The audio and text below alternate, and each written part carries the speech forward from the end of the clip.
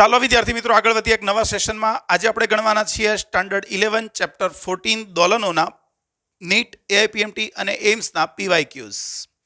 આ લેક્ચર જોતા પહેલા આ ચેપ્ટરના બધા જ કોન્સેપ્ટ ક્લિયર હોવા જોઈએ, સૂત્રો તૈયાર હોવા જોઈએ, બરોબર છે, અને પછી જ આ વિડીયો જોવા બેસવાનું. એના પહેલા જ્યારે વિડીયો જોવાની પણ એક ટેકનિક છે કે જ્યારે વિડીયો તમે જોતા હોય પીવાયક્યુનો, ત્યારે જેવો નવો ક્વેશ્ચન ડિસ્પ્લે પર આવે એટલે પહેલાં વિડીયો પોઝ કરો, ક્વેશ્ચનને જાતે ગણવાનો પ્રયત્ન કરો. જો તમે જાતે ગણી શકો છો તો પછી આગળ ટેલી કરો જવાબ અને આગળ વધી જાઓ. પણ જો ના આવડે તો પછી એને આગળ પ્લે કરી અને સોલ્યુશન જોઈ શકો છો. ખરું? ચાલો ડાયરેક્ટ આગળ વધીએ. વાંચો. એક કણ એક્સ અક્ષ પર સરળ આવર્ત ગતિ કરે છે, તેના પર લાગતું બળ કોના વડે દર્શાવી શકાય? આપણે ભણી ગયા સરળ આવર્ત ગતિ કરતા કણ પર લાગતું બળ એક્સના સમપ્રમાણમાં એક્સની વિરુદ્ધ દિશામાં. આવી શરત જ્યાં પડાતી હોય ત્યાં હશે. ખરું કે નહીં? તો જો આપણે પહેલામાં શરત પડાય છે, આગળ કોણ છે એની ચિંતા ના કરો. અહીંયા ચલન દૂર કરીશું તો અહીંયા કે પણ આવે, એ પણ આવે, જે પણ આવે, પણ એક્સ તમારો સમપ્રમાણમાં અને વિરુદ્ધ દિશામાં હોવો જોઈએ. જો અહીંયા કોઝ વિધેય છે, અહીંયા ચર ઘાતાંકીય વિધેય છે એટલે ના ચાલે. અહીંયા એક્સ છે પણ માઇનસ નથી, એ પણ ના ચાલે. એટલે આપણો જવાબ એ આવશે. એક કણ પર એફ બરાબર F0 sin ઓમેગા ટી અવરોધક બળ વેગના સમપ્રમાણમાં અને પુનઃસ્થાપક બળ સ્થાનાંતરના સમપ્રમાણમાં છે. એનો મતલબ સિમ્પલ થઈ ગયું કે એ પદાર્થ અવંદિત દોલનો કરે છે અને આપણે વળી આટલું બળ લગાડ્યું એટલે એના દોલનો બળ પ્રેરિત દોલનો કહેવાય. કયા દોલનો? બળ પ્રેરિત દોલનો, જેનું બીજું નામ છે પ્રણોદિત દોલનો. ચાલો વાંચો ધ્યાનથી. જ્યારે આવૃત્તિ ω1 બરાબર ω0 હોય ત્યારે કંપ વિસ્તાર મહત્તમ અને ω2 બરાબર ω0 હોય ત્યારે ઉર્જા મહત્તમ. તો અરે ભાઈ આવું કેમ લખ્યું છે? આ ના આવે, આવું લખેલું ના આવે, એ ખોટું છે, બરાબર ને? ઓકે, આ તમારું કેન્સલ કરવું પડે, આ ભાગ કેન્સલ છે, આ ભાગ. એટલે આવું કહેવા માંગે છે કે જ્યારે ω1 માટે કંપ વિસ્તાર મહત્તમ છે અને ω2 માટે કણની ઉર્જા મહત્તમ છે. આપણે જાણીએ છીએ કે પ્રણોદિત ગતિમાં અનુનાદ કોને કહેવાય? ભાઈ અનુનાદ વખતે દોલનની આવૃત્તિ ઓમેગા બરાબર બળની આવૃત્તિ ω0 થવી જોઈએ, બરોબર છે? તો આ સંજોગોમાં તમારી ઉર્જા મહત્તમ થાય, કંપ વિસ્તાર પણ મહત્તમ થાય. એટલે ધ્યાન રાખો, તમારી ઉર્જા પણ મહત્તમ. આપણે ઉર્જા ખબર છે કે દોલકની ઉર્જા શું? તો 1/2 KA². જ્યારે કંપ વિસ્તાર મહત્તમ થશે ત્યારે ઉર્જા પણ મહત્તમ થશે. એટલે તમારો જવાબ આવશે કે બંને વખતે આવૃત્તિઓ સેમ જ હશે. એટલે અહીંયા ભૂલથી પ્રિન્ટિંગ મિસ્ટેક હતી, જવાબ જ આપી દીધો છે. એવું નથી. જ્યારે કોણીય આવૃત્તિ ω1 હતી ત્યારે કંપ વિસ્તાર મહત્તમ, કણની ઉર્જા મહત્તમ ક્યારે હતી? ω2 આવૃત્તિ માટે. તો શું ભાઈ, આ બંને આવૃત્તિઓ બળની આવૃત્તિ જેટલી હોવી જોઈએ તો જ અનુનાદ થાય, અને અનુનાદ થાય તો કંપ વિસ્તાર અને ઉર્જા બંને મહત્તમ થાય. આપણો આન્સર બી આવશે. ચાલો, સરળ આવર્ત ગતિ કરતા કણની કોણીય આવૃત્તિ અને કંપ વિસ્તાર ઓમેગાને એ છે. મધ્યમાંસ્થથી સ્થાનાંતર x હોય ત્યારે તેની ગતિ ઉર્જા t અને સ્થિતિ ઉર્જા v હોય તો ટી અને વીનો ગુણોત્તર આપણે જોઈએ છે. સિમ્પલ છે ભાઈ. મધ્યમાન સ્થાનેથી એક્સ અંતરે ગતિ ઉર્જાનું સૂત્ર, આપણે ભણી ગયા છીએ 1/2 K A² - x². ખરું કે નહીં? અને સ્થિતિ ઉર્જાનું સૂત્ર ભણી ગયા છીએ, સ્થિતિ ઉર્જા U બરાબર 1/2 KX². તો આપણે ખાલી ગુણોત્તર લેવાનો છે, ગતિ છેદમાં સ્થિતિ, એટલે આના ભાગ્યા આ કરી દઈશ તો આપણને મળી જશે A² - x²/x². ક્યાં છે? તો આન્સર આપણો આવી જશે ડી. રાઈટ. 4. બે સરળ આવર્ત દોલકની રચના પાઈ જેટલી કળા તફાવતથી પરસ્પર લંબ રૂપે આવર્તકાળથી ગતિ કરે છે. કેવી રીતે? પાઈ જેટલી કળા તફાવતથી પરસ્પર લંબ રૂપે ગતિ કરે છે. ઓકે, તો તેનું પરિણામી સ્થાનાંતર, ભાઈ આપણને ખબર છે એક આ રીતે દોલન ગતિ કરતો હશે, બીજો આમ ગતિ કરતો હશે. ખરું કે નહીં? હવે એક જ્યારે અહીં હશે ત્યારે બીજો કયા સ્થાને હશે? એ ધન સ્થાને હશે તો પેલો ઋણ સ્થાને હશે. જે પણ હોય, પણ આ બધાને જોડતા જઈએ એમના અનુરૂપ બિંદુઓને, તો એનો ગતિપથ કેવા આકારનો થશે? વર્તુળાકારનો થશે. કયા આકારનો થશે? વર્તુળાકાર. યાદ રાખો, આપણે સરળ આવર્ત ગતિને નિયમિત વર્તુળાકાર ગતિ સાથે સરખાવી હતી, યાદ હોય તો, કે એમાં આપણો દોલક જ્યારે અહીંથી આમ ગતિ ચાલુ કરે છે ત્યારે આપણો સંદર્ભ કણ અહીંથી આમ ગતિ ચાલુ કરે છે.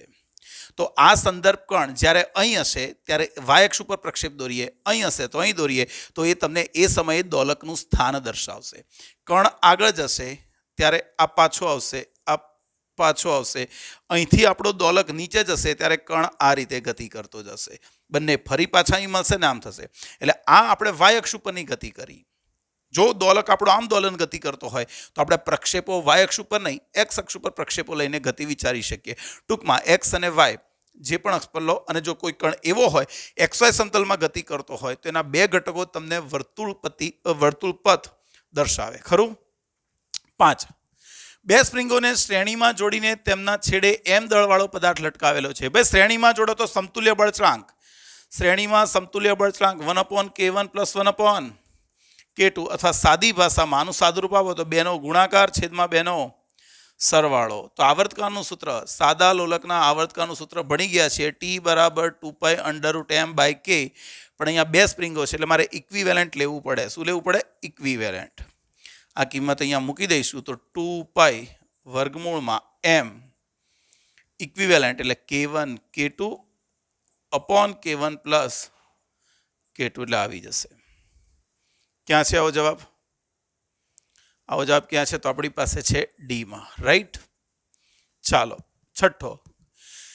સરળ આવર્ત ગતિ કરતા એક પદાર્થનું જ્યારે મધ્યમાન સ્થાનથી 4 સેન્ટીમીટર જેટલું સ્થાનાંતર થાય ત્યારે તેનો વેગ આપેલો છે 10. જ્યારે મધ્યમાન સ્થાનથી 5 સેન્ટીમીટર જેટલું સ્થાનાંતર થાય ત્યારે વેગ છે 8. તો આવર્તકાળ આપણે વેગનું સૂત્ર ભણી ગયા છે. મધ્યમાન સ્થાનથી જ્યારે દોલક તેના મધ્યમાન સ્થાનથી વાય અંતરે હોય, જો એક વસ્તુ સમજાવું, તમે એક્સ અક્ષ ઉપરની દોલન ગતિ પણ લઈ શકો અને વાય અક્ષ ઉપરની પણ લઈ શકો.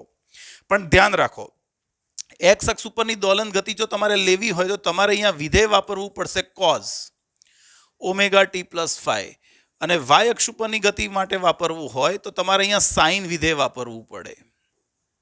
હવે મેં તમને સમજાયેલું છે કે પ્રારંભિક કળા જો 0 હોય, પ્રારંભિક કળા 0 હોય તો આ 0 0 આમ મૂકી દો અહીંયા, તો તમારું કયું વિધેય 0 સમયે 0 હશે? 0 સમયે 0 વિધેય કયું હશે? સાઇન વિધેય. એટલા માટે આને પ્રિફર કરવું વધારે સારું છે કે 0 સમયે 0 હશે. જ્યારે આમાં શું થશે ખબર છે? 0 સમયે સ્થાનાંતર મહત્તમ હશે. તો એ સંજોગોમાં થોડા કળામાં આપણે ગૂંચવણ ઊભી થઈ શકે, પણ આ ચાલી જાય, બંને ગણી શકાય. પણ આપણે વધારે ઇઝી પડે એ માટે આ સમીકરણનો વધારે ઉપયોગ કરીશું. તો વાય અક્ષ ઉપર થતી ગતિ માટે જ્યારે મધ્યમાનથી વાય અંતરે હોય ત્યારે એનું સૂત્ર શું હતું? V = ω √a² - y². તો ચાલો પહેલી વાર જ્યારે એનું સ્થાન હતું કેટલું? પહેલી વાર બોલો અહીંયા વેગ કેટલો? 10. ઓમેગા ખબર નથી. √a². કંપ વિસ્તાર તમને આપ્યો છે? કંપ વિસ્તાર આપણને આપ્યો નથી તો ચાલશે, કોઈ વાંધો નહીં. ચાલો ઓમેગા a². y² ની કિંમત મૂકી દો તો અહીંયા શું થશે? y² એટલે જ્યારે y ની કિંમત 4 હતી ત્યારે વેગ હતો 10. ખરું? ચાલો બીજી વાર, જ્યારે સ્થાન હવે 5 થયું, જ્યારે સ્થાન હવે 5 થયું અહીંયા 25 થઈ જશે ત્યારે એનો વેગ થઈ જાય છે કેટલો? 8. ખરું? ચાલો સમીકરણ આનો નાનો ગુણોત્તર લઈ લઈએ તો 10/8. આ બે તો નીકળી જશે એટલે અહીં આવશે a² - 16 અને અહીંયા a² - 25. આનું વર્ગમૂળ છે પણ હું આ બાજુ વર્ગ કરી દઉં તો વર્ગમૂળ નીકળી જશે. આ 5/4 થાય એટલે 25/16 બરાબર a² - 16 અને અહીંયા a² - 25. ખરું કે નહીં? ચાલો સાદુરૂપ આપીએ તો પછી આનો ખતરનાક આવશે. આ 25a² - 25² બરાબર 16a² - 16/16 ખરું ને? ચાલો તો પછી આને પેલી બાજુ મોકલી દઉં અને આ બાજુ લઈ આવું તો આ તમારું થઈ ગયું 9a² બરાબર 25² - 16² થઈ જશે. ચાલો તો શું થશે? અહીંયાના બે અવયવો પાડી નાખીએ તો 9a² બરાબર 25 - 16 અને 25 + 16 એટલે આ તમારું 41 થઈ જશે. ખરું? તો આ 9 તો નીકળી ગયા તો a² બરાબર a² બરાબર 41 તો a બરાબર તમારું આવી ગયું √41. હવે જો આ કિંમત અહીં મૂકી દેવામાં આવે તો કોઈ એક સમીકરણમાં મૂકી દો તો આપણને ઓમેગા મળી જશે. માટે આ થઈ ગયું તમારું 10. ઓમેગા ખબર નથી, વર્ગમૂળમાં એ સ્ક્વેર એટલે 41 - 16 25 એટલે આનું વર્ગમૂળ થઈ જશે 5. 41 - 16 એટલે 25 વર્ગમૂળ 5. તો ઓમેગા તમને આવી જાય 2 રેડિયન પર સેકન્ડ. ક્યાં છે આવો? એટલે આવર્તકાળ જોઈએ છે. ઓકે, તો આવર્તકાળ જોઈતો હોય તો ટી બરાબર 2π/ ઓમેગા. ઓમેગા તમે કેટલો શોધ્યો? 2 સેકન્ડ શોધ્યો, ખરું ને? તો આ 2 નીકળી ગયા એટલે આપણો આન્સર આવી ગયો પાઈ સેકન્ડ. છે બીજી કોઈ ઇઝી મેથડ આમાં બીજી કોઈ ઇઝી મેથડ મારા ધ્યાનમાં મને નથી લાગતી, કારણ કે આ જ રીતે સૂત્ર મેળવાશે, ખરું? એટલે ઓમેગા આપણે મેળવવાનો પ્રયત્ન કર્યો, બરાબર છે. ચાલો નેક્સ્ટ. 7. એ પ્રવેગથી સમક્ષિતિજ દિશામાં ગતિ કરતી ટ્રોલી સાથે બાંધેલું એક સાદું લોલક બાંધેલું છે, તેનો આવર્તકાળ આટલો છે. તો જી બરાબર, ભાઈ સમજો, આપણે અસરકારક ગુરુત્વ પ્રવેગ લેવાનો. જ્યારે આ એકલું લટકતું હશે અને બીજી કોઈ ગતિ ના હોય તો એનો ગુરુત્વ પ્રવેગ હશે જી. પણ આને એ જેટલી પ્રવેગથી ગતિ કરતી ટ્રોલીમાં તમે લઈ આવો છો તો આને આભાસી પ્રવેગ લાગશે એ, અને એના કારણે આપણું લોલક થોડું આ બાજુ જતું રહેશે, તો આ એ અને આ જી. તો એનો પરિણામી પ્રવેગ જી ઇક્વિવેલન્ટ આવી જશે વર્ગમૂળમાં g² + a², ખરું? અને એના કારણે એનો આવર્તકાળ આપણે લખવો હોય તો ટી બરાબર 2π√gl/g ઇક્વિવેલન્ટ. આ કિંમત અહીંયા રિપ્લેસ કરી શકીએ. એટલે આપણો જવાબ શું આવશે? ડી બરાબર વર્ગમૂળમાં g² + a². 8. જો કોઈ દોલકનું સ્થાનાંતર આપેલું છે x અને એનો પ્રવેગ આપ્યો છે a, તો એની આવૃત્તિ, ભાઈ આપણે સૂત્ર જાણીએ જ છે, સરળ આવર્ત દોલકનું પ્રવેગ એ બરાબર ઋણ ચિહ્ન અવગણતા તો એ બરાબર ω²y. તો ઓમેગા આપણને મળી જશે વર્ગમૂળમાં a/y. ચાલો, પ્રવેગ કેટલો છે ધ્યાન રાખો. તો પ્રવેગ છે 2, સ્થાનાંતર કેટલું છે 0.02, તો આ થઈ ગયું વર્ગમૂળમાં 100 એટલે આ મળી જશે આપણને 10 રેડિયન પર સેકન્ડ. ભાઈ અહીં કોણીય આવૃત્તિ કહેવી જોઈએ, અહીંયા કોણીય આવૃત્તિ કહેવી જોઈએ. આ લોકોએ આવૃત્તિ કીધું છે તો આપણે ન્યૂ શોધવો પડે, પણ એકમ જુઓ, એકમ રેડિયન છે એટલે આન્સર તમારો 10 આવી જશે, ખરું? ચાલો નેક્સ્ટ. એક સરળ આવર્ત દોલકનો કંપવિસ્તાર એ છે, આવર્તકાળ ટી છે, એ થી a/2 સુધી જવા માટે લાગતો સમય સમજી લેજો ધ્યાનથી. હું એક મજાની વસ્તુ સમજાવું છું. આપણો દોલક શરૂઆતમાં અહીંયા હતો એવું માની લો કે ટી બરાબર 0 સમય અહીં હતો, અને એક દોલન પૂર્ણ થાય, એનું એક દોલન પૂર્ણ થાય, ઉપર જાય, નીચે આવે, નીચે જાય અને ફરી મધ્યમાન સ્થાને આવે, તો એને ટોટલ સમય લાગશે ટી. એક દોલન માટે સમય લાગશે ટી. તો અહીંથી અહીં સુધી પહોંચવું હોય તો એને સમય કેટલો લાગશે? t/4. અહીંથી અહીં સુધી પહોંચવું હોય તો સમય લાગશે t/4. હવે એને a/2 સુધી પહોંચવું છે, a/2 એટલે આટલું અંતર તમારું કોણ? કંપ વિસ્તાર. આ અંતર કોણ છે? તમારો કંપ વિસ્તાર. આટલું અંતર તમારું a/2 અને બીજું a/2. આપણે PhD કરી નાખીએ આમાં સમયમાં, થોડું ધ્યાન રાખજો. તો અહીં સુધી પહોંચવા લાગતો સમય, તો કોઈ એવું કહે કે સર અહીંથી અહીં જતા t/4 એનું અડધું છે એટલે આનું અડધું કરી નાખીએ તો એ વસ્તુ ખોટી કહેવાય. એ વસ્તુ કેવી કહેવાય? ખોટી કહેવાય. આપણે આપણું સૂત્ર વાપરીએ કે ભાઈ y બરાબર a sin ωt. એટલે જ હું તમને કહું છું કે જ્યારે દોલનના દાખલા ગણો ત્યારે સાઇન વિધેય ઉપર ગૌર કરવાનું, બરાબર છે? એ કોઝવાળું વિધેય લેશો તો થોડા ગૂંચવાઈ જશો, કારણ કે એમાં 0 સ્થાને એ 0 સમય એ મહત્તમ ઉપર હશે. સાઇન વિધેય 0 સમયે 0 બતાવશે અને ત્યાંથી ગતિની શરૂઆત કરશે, ખરું?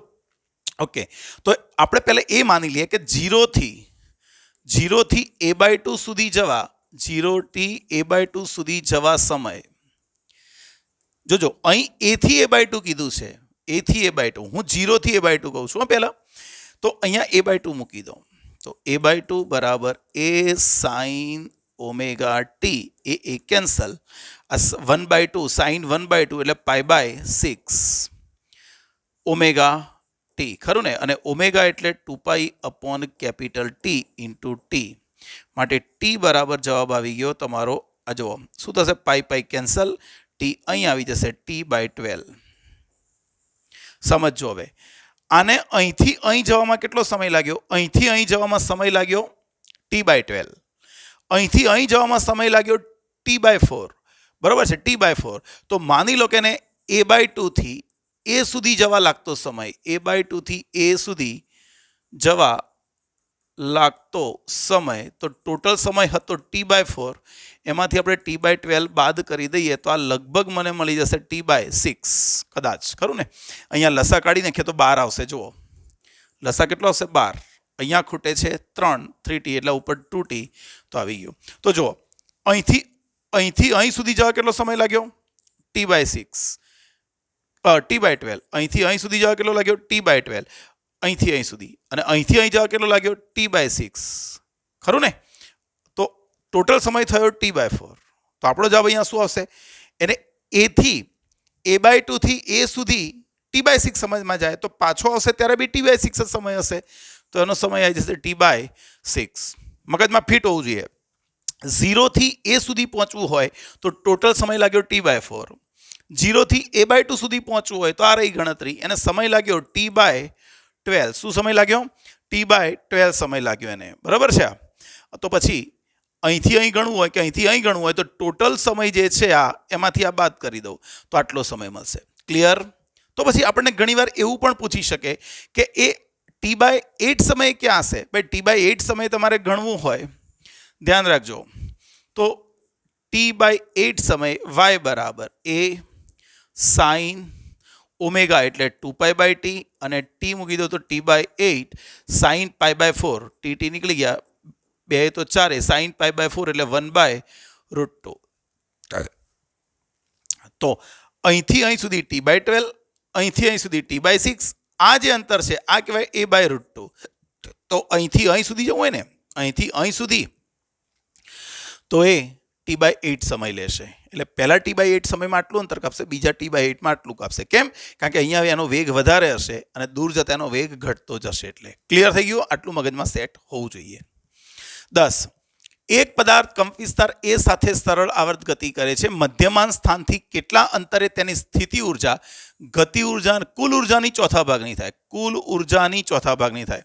ભાઈ આપણે ભણી ગયા છે કુલ ઉર્જા એટલે 1/2 ka². સ્થિતિ ઉર્જા સૂત્રો યાદ રાખજો, 1/2 ky², અને ગતિ ઉર્જા તો 1/2 k કૌંસમાં a² માઇનસ y². તો આપણને શું કીધું છે કે એની સ્થિતિ ઉર્જા કુલ ઉર્જાનો ચોથો ભાગ. ઓકે, તો સૂત્રો મૂકી દઈએ, 1/2 ky², અને આ થશે 1/2 શું થશે? કુલ ઉર્જા છે ને, કુલ ઉર્જા છે એટલે k² આવશે. કુલ ઉર્જા છે એટલે ka² આવશે. આ કુલ ઉર્જા પણ એનો કયો ભાગ? ચોથો ભાગ. 1/2 k ગયા, તો y બરાબર +or- a/2. આનું વર્ગમૂળ નીકાળી દઈએ તો +or- a/2, તો આપણી પાસે બી આન્સર છે +a/2. 11. નીચેનામાંથી કયું વિધાન સરળ આવર્ત ગતિ દર્શાવે છે?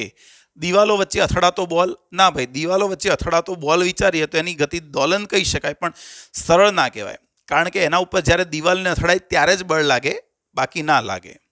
વર્તુળ ગતિ કરતો કણ? અલા ભાઈ, એ તો દોલન ગતિ જ ના કહેવાય.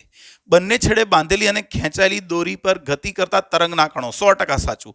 આપણે તરંગમાં ભણ્યા હતા કે તરંગ જ્યારે આમ પ્રસરે ત્યારે એના કણો આમ દોલન કરતા હોય, ખરું કે નહીં? પ્રસરણની દિશાને લંબરૂપે આ રીતે. તો એમની ગતિને આપણે સરળ આવર્ત ગતિ કહેવી હોય તો કહી શકાય. એક કણ પરસ્પર લંબ SHM કરે છે. તેના x અને y અક્ષ નીચે પ્રમાણે આપવામાં આવે છે. ફરીવાર એકની એક વાત, તો એનો ગતિપથ કેવા આકારનો હશે? અહીંયા જો તો આ 2 sin ωt છે, આનો પણ કંપ વિસ્તાર 2 sin ωt છે, પણ બંનેની કળા થોડીક ડિફરન્ટ છે અહીંયા, ખરું ને? π/2 કે પાઈ નથી. ઓકે, તો આ સંજોગોમાં વાય અક્ષ ઉપરનું પણ મહત્તમ સ્થાનાંતર તો 2 જ થશે. ભાઈ આ ગતિપથ તો તમારો વર્તુળ જ આવો જોઈએ. કેમ? તમે સમજો કે આમાં પણ સાઇનની વધુમાં વધુ કિંમત કેટલી હોઈ શકે? ભાઈ વધુમાં વધુ કિંમત અહીંયા 2 હોઈ શકે, અને વાયની પણ વધુમાં વધુ કિંમત કેટલી હોઈ શકે? 2 હોઈ શકે. જો આ બંને મિશ્રિત ગતિ થાય તો બંને ઉપર એની ગતિ સરખી જ થશે, ખાલી કળા તફાવત બંનેનો π/4 હશે. અહીંયા ઉપવલય ક્યારે આવી શકે? કે જ્યારે આનો કંપ વિસ્તાર અલગ હોય. માની લો કે x આવો છે 2 sin ωt, અને y સપોઝ તમને આપેલો છે 3 sin ωt પ્લસ π/4 જે લખવું હોય. તો અહીંયા તમે આવું વિચારી શકો કે એક્સ અક્ષ ઉપર ખાલી 2 જ છે અને વાય અક્ષ ઉપર 3 છે, એટલે એની દોલન ગતિ આવી આવશે. તો આમ ઉપવલય આકાર આવશે. પણ અત્યારે તો બંનેના કંપ વિસ્તાર સરખા જ છે, એટલે એનો ગતિપથ વર્તુળાકાર જ આવે. 13. સેકન્ડ લોલકને રોકેટમાં લટકાવેલ છે, તો તેના દોલકનો આવર્તકાળ ક્યારે ઘટશે? ભાઈ આવર્તકાળનું સૂત્ર ભણી ગયા, ટી બરાબર 2π√L/g. ટી ઘટે જો જી વધે. ગુરુત્વ પ્રવેગ વધી જાય તો ટી ઘટે. તો ગુરુત્વ પ્રવેગ ક્યારે વધે? ભાઈ ગુરુત્વ પ્રવેગ તો ના વધે, પણ પદાર્થને આભાસી પ્રવેગ નીચે મળતો જાય તો. પદાર્થને આભાસી પ્રવેગ નીચે મળે તો એનો જી વધી જાય, ખરું કે નહીં? તો રોકેટ છે એટલે સમાન સમક્ષિતિજમાં તો ગતિ કરી ના શકે. રોકેટ ટ્રેનની જેમ થોડું સમક્ષિતિજ જઈ શકે, એ તો ઉધ્વ દિશામાં જ જાય. તો રોકેટ જ્યારે ઉધ્વ દિશામાં પ્રવેગી ગતિ કરે ત્યારે આભાસી પ્રવેગ નીચે તરફ મળે. એટલે રોકેટ જ્યારે અચળ પ્રવેગથી ઉપર તરફ ગતિ કરે ત્યારે ક્યાં છે આવું? ખરું, અચળ પ્રવેગથી ઉપર તરફ ગતિ કરે તો આભાસી પ્રવેગ નીચે મળશે. એટલે પરિણામી પ્રવેગ અહીંયા તમારો થઈ જશે g+a. શું થઈ જશે અહીંયા? g+a. એટલે તમારો આવર્તકાળ ઘટશે. એટલે આપણો જવાબ શું આવ્યો અહીંયા? ડી. સ્પ્રિંગના નીચેના છેડે લટકાવેલ વજનનો આવર્તકાળ 4 સેકન્ડ છે. ઓકે, આવર્તકાળ 4 સેકન્ડ છે. તે સરળ આવર્ત ગતિ કરે છે. ગતિ ઉર્જા અને સ્થિતિ ઉર્જા વચ્ચે સમયનો તફાવત. સમયનો તફાવત એટલે ભાઈ આવું જ હશે. ઓકે, મારા માનવું ત્યાં સુધી કે અહીંયા એની સ્થિતિ ઉર્જા ગતિ ઉર્જા મહત્તમ થઈ. અહીંયા શું થશે? ગતિ ઉર્જા મહત્તમ થશે અને અહીં એની સ્થિતિ ઉર્જા મહત્તમ થશે. તો અહીંથી અહીં સુધી જાય ત્યાં સુધીમાં ગતિમાંથી સ્થિતિ મહત્તમ થાય એ એનો સમય તફાવત કહેવાય. શું કહેવાય? સમય તફાવત. અને ખૂણામાં કહીએ તો કળા તફાવત. ખૂણામાં કળા તફાવત. તો અહીંયા એનો ટોટલ આવર્તકાળ કેટલો છે? ભાઈ આવર્તકાળ છે 4 સેકન્ડ. તો અહીંથી અહીં જતાં કેટલો સમય લાગે? ભાઈ અહીંથી અહીં જતાં એને t/4 સમય લાગે. એટલે કેટલો આવશે? 1 સેકન્ડ આન્સર આવવો જોઈએ. 15. જો સાદા લોલકનો ગોળો ઉધ્વ દિશામાં 10 સેન્ટીમીટર ઊંચાઈ સુધી જઈ શકતો હોય તો દોલનના મધ્યમાન સ્થાન આગળ તેનો વેગ. એટલે સાદું લોલક જ્યારે દોલન ગતિ કરતું હોય ત્યારે એનો ગોળો અહીંયા છે મધ્યમાન સ્થાને, અને વધુમાં વધુ અહીં સુધી જઈ શકે. ભાઈ અહીં સુધી જઈ શકતો હોય તો એની હાઇટમાં થતો ફેરફાર h કેટલો આપેલો છે? 10 સેન્ટીમીટર. તો અહીં એની પાસે કઈ ઉર્જા હશે? સ્થિતિ ઉર્જા. અને જ્યારે નીચે આવશે ત્યારે સ્થિતિ ઉર્જાનું સંપૂર્ણપણે ગતિ ઉર્જામાં રૂપાંતરણ થાય અને એ સંજોગોમાં 1/2 mv² બરાબર mgh. તો v બરાબર આ તો સિમ્પલ સૂત્ર છે √2gh. 2 × g ને લગભગ 10 લઈ લઈએ. ચાલો હાઈટ પકડી ચાલી લઈએ તો 0.1 બરાબર છે. કેમ ભાઈ, શું કંઈક લોચો છે કે શું?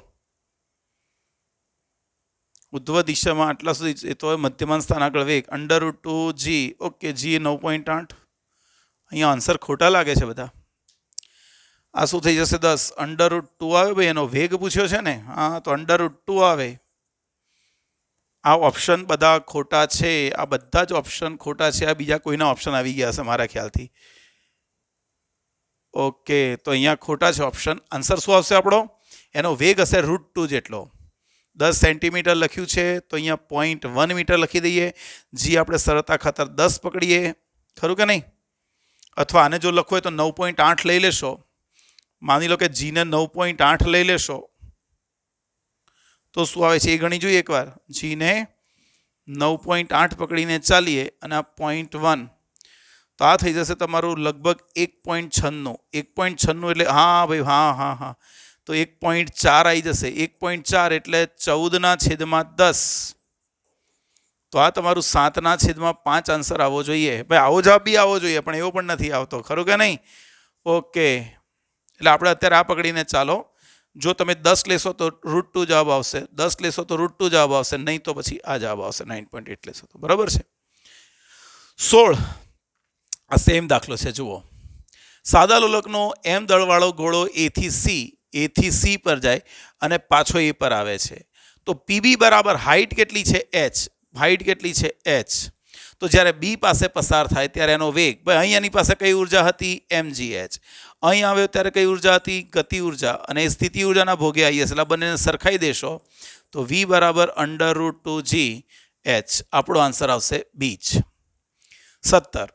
એક સરળ આવર્ત ગતિ કરતા કણનું સ્થાનાંતર તેના કંપવિસ્તાર કરતા અડધું હોય, એટલે કે y બરાબર a/2 હોય, ત્યારે તેની ગતિ ઉર્જા કુલ ઉર્જાની કેટલામાં ભાગની હશે? ભાઈ ગતિ ઉર્જા કુલ ઉર્જાની કેટલામાં ભાગની હશે? તો ગતિ ઉર્જાનું સૂત્ર છે 1/2 k કૌંસમાં a² - y². હા ભાઈ, જો આના આન્સર છે, આ ઓપ્શન છે ને એ આના ઓપ્શન છે. જો ભૂલથી ઊંધા થઈ ગયા છે, જોયું ને? ઓકે, તો E બરાબર અહીંયા મૂકી દઉં 1/2 k a². 1/2 k ગયા a² માઇનસ y² ની જગ્યાએ આ મૂકી દઉં તો a²/4 માઇનસ a².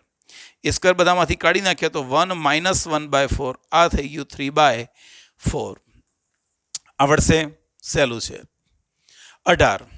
આટલો બળ અચળાંક k અને આટલો કંપ વિસ્તાર a, કંપ વિસ્તારવાળા રેખીય ઓસિલેટરની કુલ યાંત્રિક ઉર્જા કેટલી છે? 160 જૂલ છે. તો ખાલી જગ્યા સેટ ના થાય ભાઈ, ખોટું છે. સાચી વાત કહો કે ખોટી?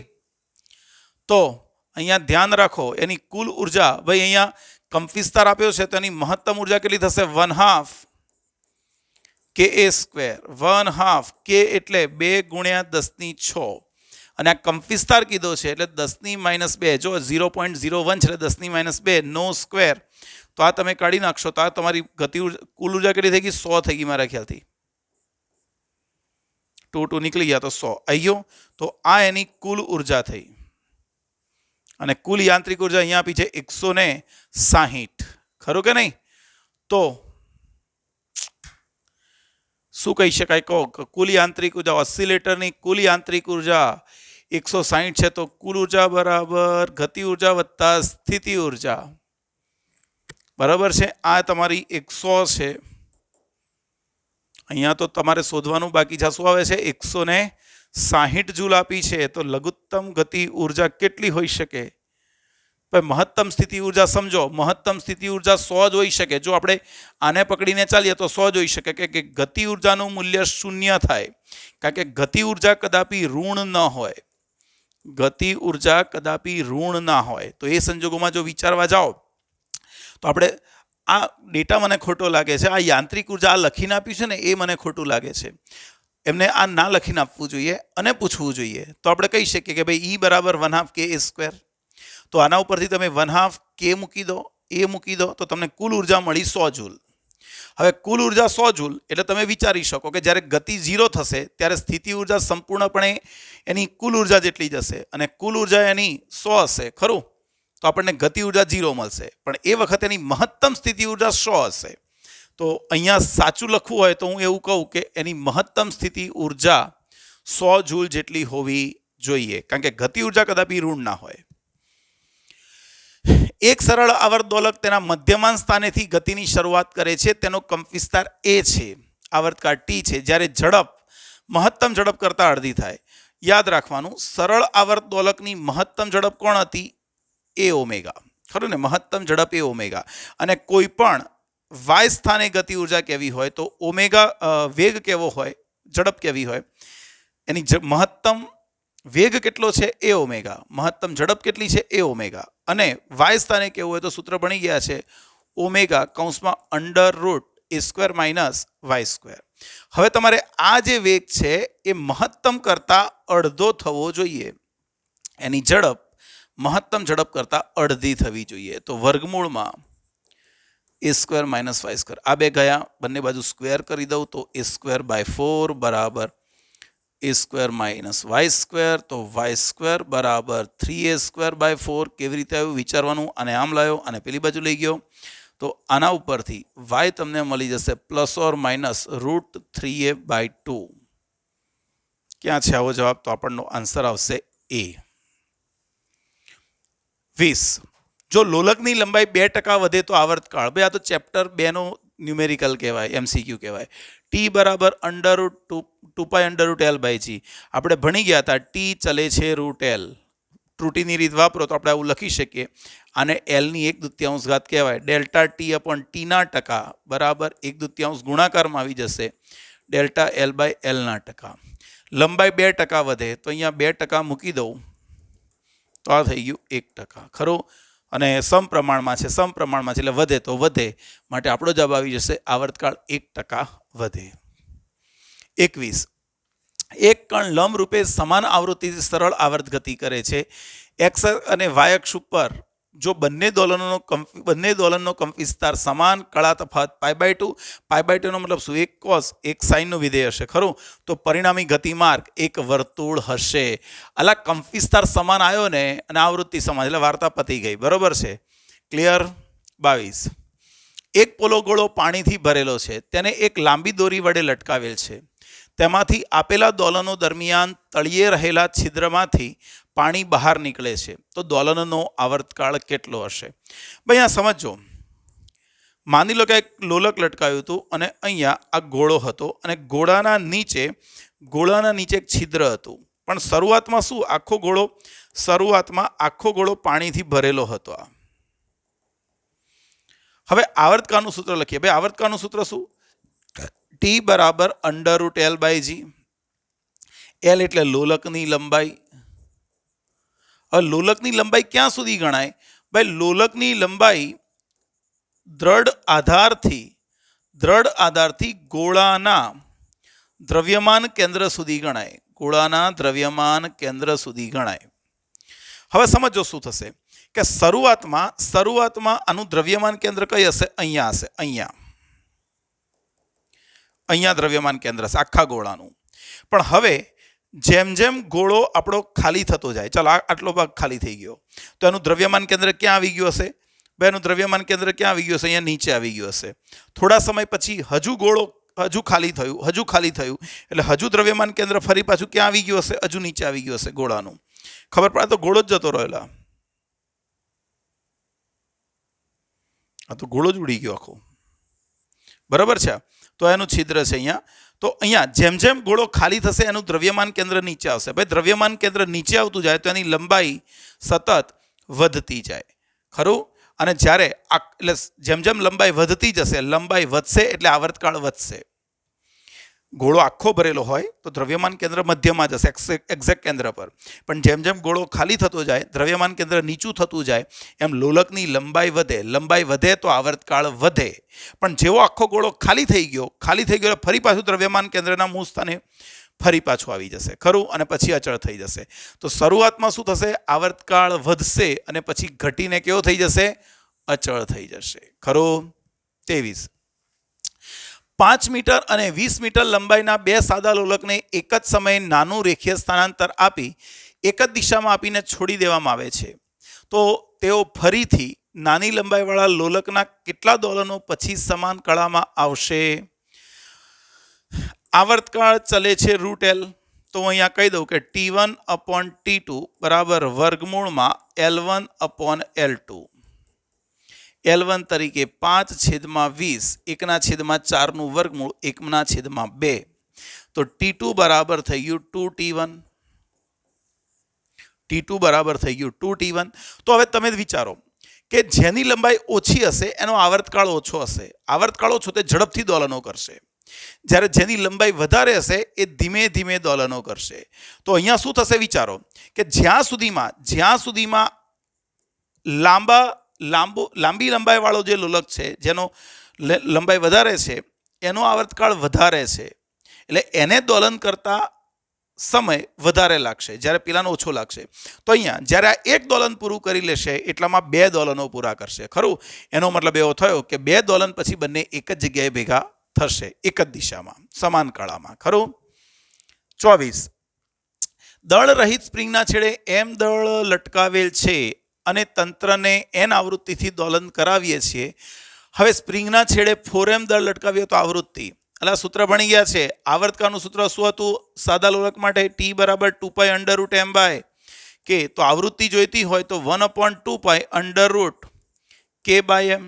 તો આવૃત્તિ ચલે છે 1/m, અને f પણ લખાય, હું ન્યુ લખું છું, NU.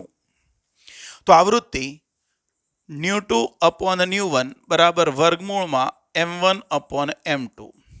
શરૂઆતમાં દળ હતું m, નવું દળ થઈ ગયું કેટલું? 4m. તો વર્ગમૂળ નીકળીને થઈ ગયું 1/2. તો નવી આવૃત્તિ મૂળ આવૃત્તિ કરતા અડધી એટલે n/2 થઈ જાય. ડાયરેક્ટ MCQ આવડવો જોઈએ. તો 25 અનુનાદ શાનું ઉદાહરણ છે? તો ભાઈ અનુનાદ બળ પ્રેરિત દોલનનું ઉદાહરણ છે. ખરું કે નહીં? 26 એક સાદા લોલકનો આવર્તકાળ 4 સેકન્ડ છે. લંબાઈ 4 ગણી કરવામાં આવે તો આવર્તકાળ, ચલો મોઢે આવડી જાય. ટી ચલે છે √L, લંબાઈ 4 ગણી થાય તો વર્ગમૂળ નીકળીને 12 આવે 2, એટલે આવર્તકાળ બમણો થઈ જાય. એટલે 2 દૂ 4 સેકન્ડ આવે. અને જો ખબર ના પડતી હોય તો T2/T1 બરાબર વર્ગમૂળમાં L2/L1. લંબાઈ L હતી, નવી લંબાઈ થઈ ગઈ 4L, તો આ વર્ગમૂળ નીકળીને થઈ જશે 2. તો T2 બરાબર 2T1, 2 × 2 બરાબર કેટલી સેકન્ડ? 4 સેકન્ડ. નેક્સ્ટ 60 હર્ટ્ઝ આવૃત્તિથી સરળ આવર્ત ગતિ કરતા કણનો કંપ વિસ્તાર. ભાઈ આ આવૃત્તિ આપેલી છે, કંપ વિસ્તાર 0.01 મીટર છે. તો મહત્તમ પ્રવેગનું મૂલ્ય, ભાઈ પ્રવેગનું મૂલ્ય બરાબર ω². મહત્તમ પ્રવેગ કીધો છે. આમ તો પ્રવેગનું સૂત્ર શું લખીએ છીએ? -ω²y, ઋણ ચિહ્ન અવગણતા. અને મહત્તમ પ્રવેગ કીધો છે એટલે સ્થાનાંતર મહત્તમ એ લઈ લીધું. ઓમેગાની જગ્યાએ લખી શકીએ 2πν² × a, જ્યાં ન્યુ એટલે આવૃત્તિ. 2π આવૃત્તિ કેટલી છે? જો તો 60, નો² અને કંપ વિસ્તાર 0.01. આ થશે 4π². આ થશે 3600 × 0.01. 2 મીંડા નીકળી ગયા. 36 ચોક 144 π². 144 π² મીટર પર સેકન્ડ સ્ક્વેર. આવડી જાય, ઇઝી છે. 28 સરળ આવર્ત ગતિ દર્શાવતું સમીકરણ આપેલું છે તો તેનો કંપ વિસ્તાર. ઓહો, આટલો અઘરો ક્વેશ્ચન આવડશે ભાઈ? ખરું ને? શું આવશે આન્સર? 10 સેન્ટીમીટર. LA અને LB લંબાઈની દોરીઓના છેડે MA અને MB દળ લટકાવીએ છીએ, જેને સરળ આવર્ત ગતિ કરાવીએ છીએ. તેમની આવૃત્તિઓ વચ્ચેનો સંબંધ જો. આવૃત્તિઓ વચ્ચેનો સંબંધ આપ્યો છે FA બરાબર F2FB. તો હમણાં સૂત્ર ભણી ગયા. આવર્તકાળનું સૂત્ર શું? T બરાબર 2π √m/k. તો પછી અહીંયા આવૃત્તિ માટેનો વ્યસ્ત કરી દઈશું. ચાલો મુખ્ય સૂત્ર. આની જગ્યાએ શું મુકાય? 1/2π √k/m. ખરું કે નહીં? અને લંબાઈની દોરીઓ સાદું લોલક વાપરવાનું હતું ભાઈ. અહીંયા દળ તો એના જોડે કોઈ લેવા દેવા જ નથી. સાદું લોલક હોય તો આ લોકો અહીંયા લંબાઈ આપી છે અને સરળ આવર્ત ગતિ, આપણે સાદું લોલક વિચારી લઈએ. ખરું કે નહીં? તો કે સાદા લોલક માટે આવર્તકાળનું સૂત્ર શું? T બરાબર 2π √L/g. તો T ચલે છે ખાલી એની લંબાઈના વર્ગમૂળના સમપ્રમાણમાં. તો પછી અહીંયા આવૃત્તિ ચલે છે 1/√L. આવૃત્તિ કારણ કે આવર્તકાળ લંબાઈના વર્ગમૂળના સમપ્રમાણમાં, તો આવૃત્તિના વ્યસ્ત પ્રમાણમાં. તો અહીંયા લખી દઉં FA/FB બરાબર વર્ગમૂળમાં LB/LA. પણ FA/FB એટલે તમારે 2 મૂકી દેવાય આના ઉપરથી. તો LB/LA વર્ગ કરી નાખું તો આવું આવી જશે LB બરાબર 4LA. અને દળ ઉપર આધારિત નથી. તો LB બરાબર, ઓહો કેમલા જવાબ ના આવ્યો? T બરાબર 2π √L/g, T proportional to L. F ચલે છે 1/√L. ઓકે, તો FA/FB બરાબર વર્ગમૂળમાં LB/LA. 100% સહી है. તો આવૃત્તિ FA/FB એટલે 2 આવી જશે અહીંયા, અને અહીંયા LB/LA વર્ગ કરી નાખું તો LB બરાબર 4LA આવી જશે. કોઈ ડાઉટ જ નહીં है इसमें तो. ઓકે, એટલે આ છે ને ભાઈ, અહીંયા કરતા એટલે આમ બનાવી દેશો ભાઈ. LA બરાબર LB/4 એટલે LA બરાબર LB/4 અને દળ ઉપર આધારિત નથી. 30 એક કણ 2 સરળ આવર્ત ગતિ કરે છે. એક એક્સનું વિધેય છે, બીજું વાયનું વિધેય છે, અને કળા તફાવત π/2. એની ગતિ કઈ હશે? ભાઈ અહીંયા જોઈ લો તો કઈ ગતિ હશે? એની ગતિ વર્તુળાકાર ગતિ હશે. કઈ ગતિ હશે?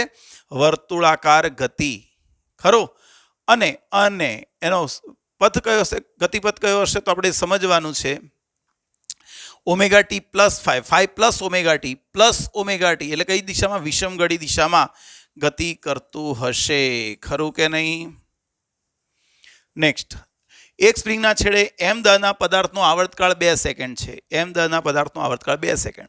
હવે જો તેમાં 2 kgનો વધારો કરવામાં આવે તો આવર્તકાળ 1 સેકન્ડ થાય. તો લટકાવેલું મૂળ દળ કેટલું? તો ભાઈ હું આવું કહી દઉં કે જ્યારે દળ હતું m1 બરાબર m ત્યારે આવર્તકાળ હતો 2 સેકન્ડ. જ્યારે તમે દળમાં વધારો કર્યો 2 kgનો, કેટલા kgનો? 2 kgનો, તો આવર્તકાળ થઈ ગયો 3 સેકન્ડ. ધ્યાન રાખજો, 1 સેકન્ડ નથી થયો, 1 સેકન્ડનો વધારો થયો, એટલે આવર્તકાળ 2 સેકન્ડ હતો, એનો હવે 3 સેકન્ડ થઈ ગયો. ખરું? ઓકે, તો t બરાબર 2π √m/k. તો સાદી ભાષામાં t ચલે છે √m. અહીંયા મૂકી દઉં તો t2/t1 બરાબર વર્ગમૂળમાં m2/m1. ચાલો બંને બાજુ સ્ક્વેર કરી નાખું અને કિંમતો મૂકું તો અહીંયા 3/2નો સ્ક્વેર અને આ બાજુ થઈ જશે m2 એટલે m+2/m બરાબર 9/4. આ 9/4 થઈ જશે. આ થશે 4m + 8 બરાબર 9m. 5m બરાબર 8. m બરાબર 8/5 એટલે આવી જશે તમારું 1.6 kg. આવી જશે m તમારું આવી ગયું 1.6 kg. ઇઝી.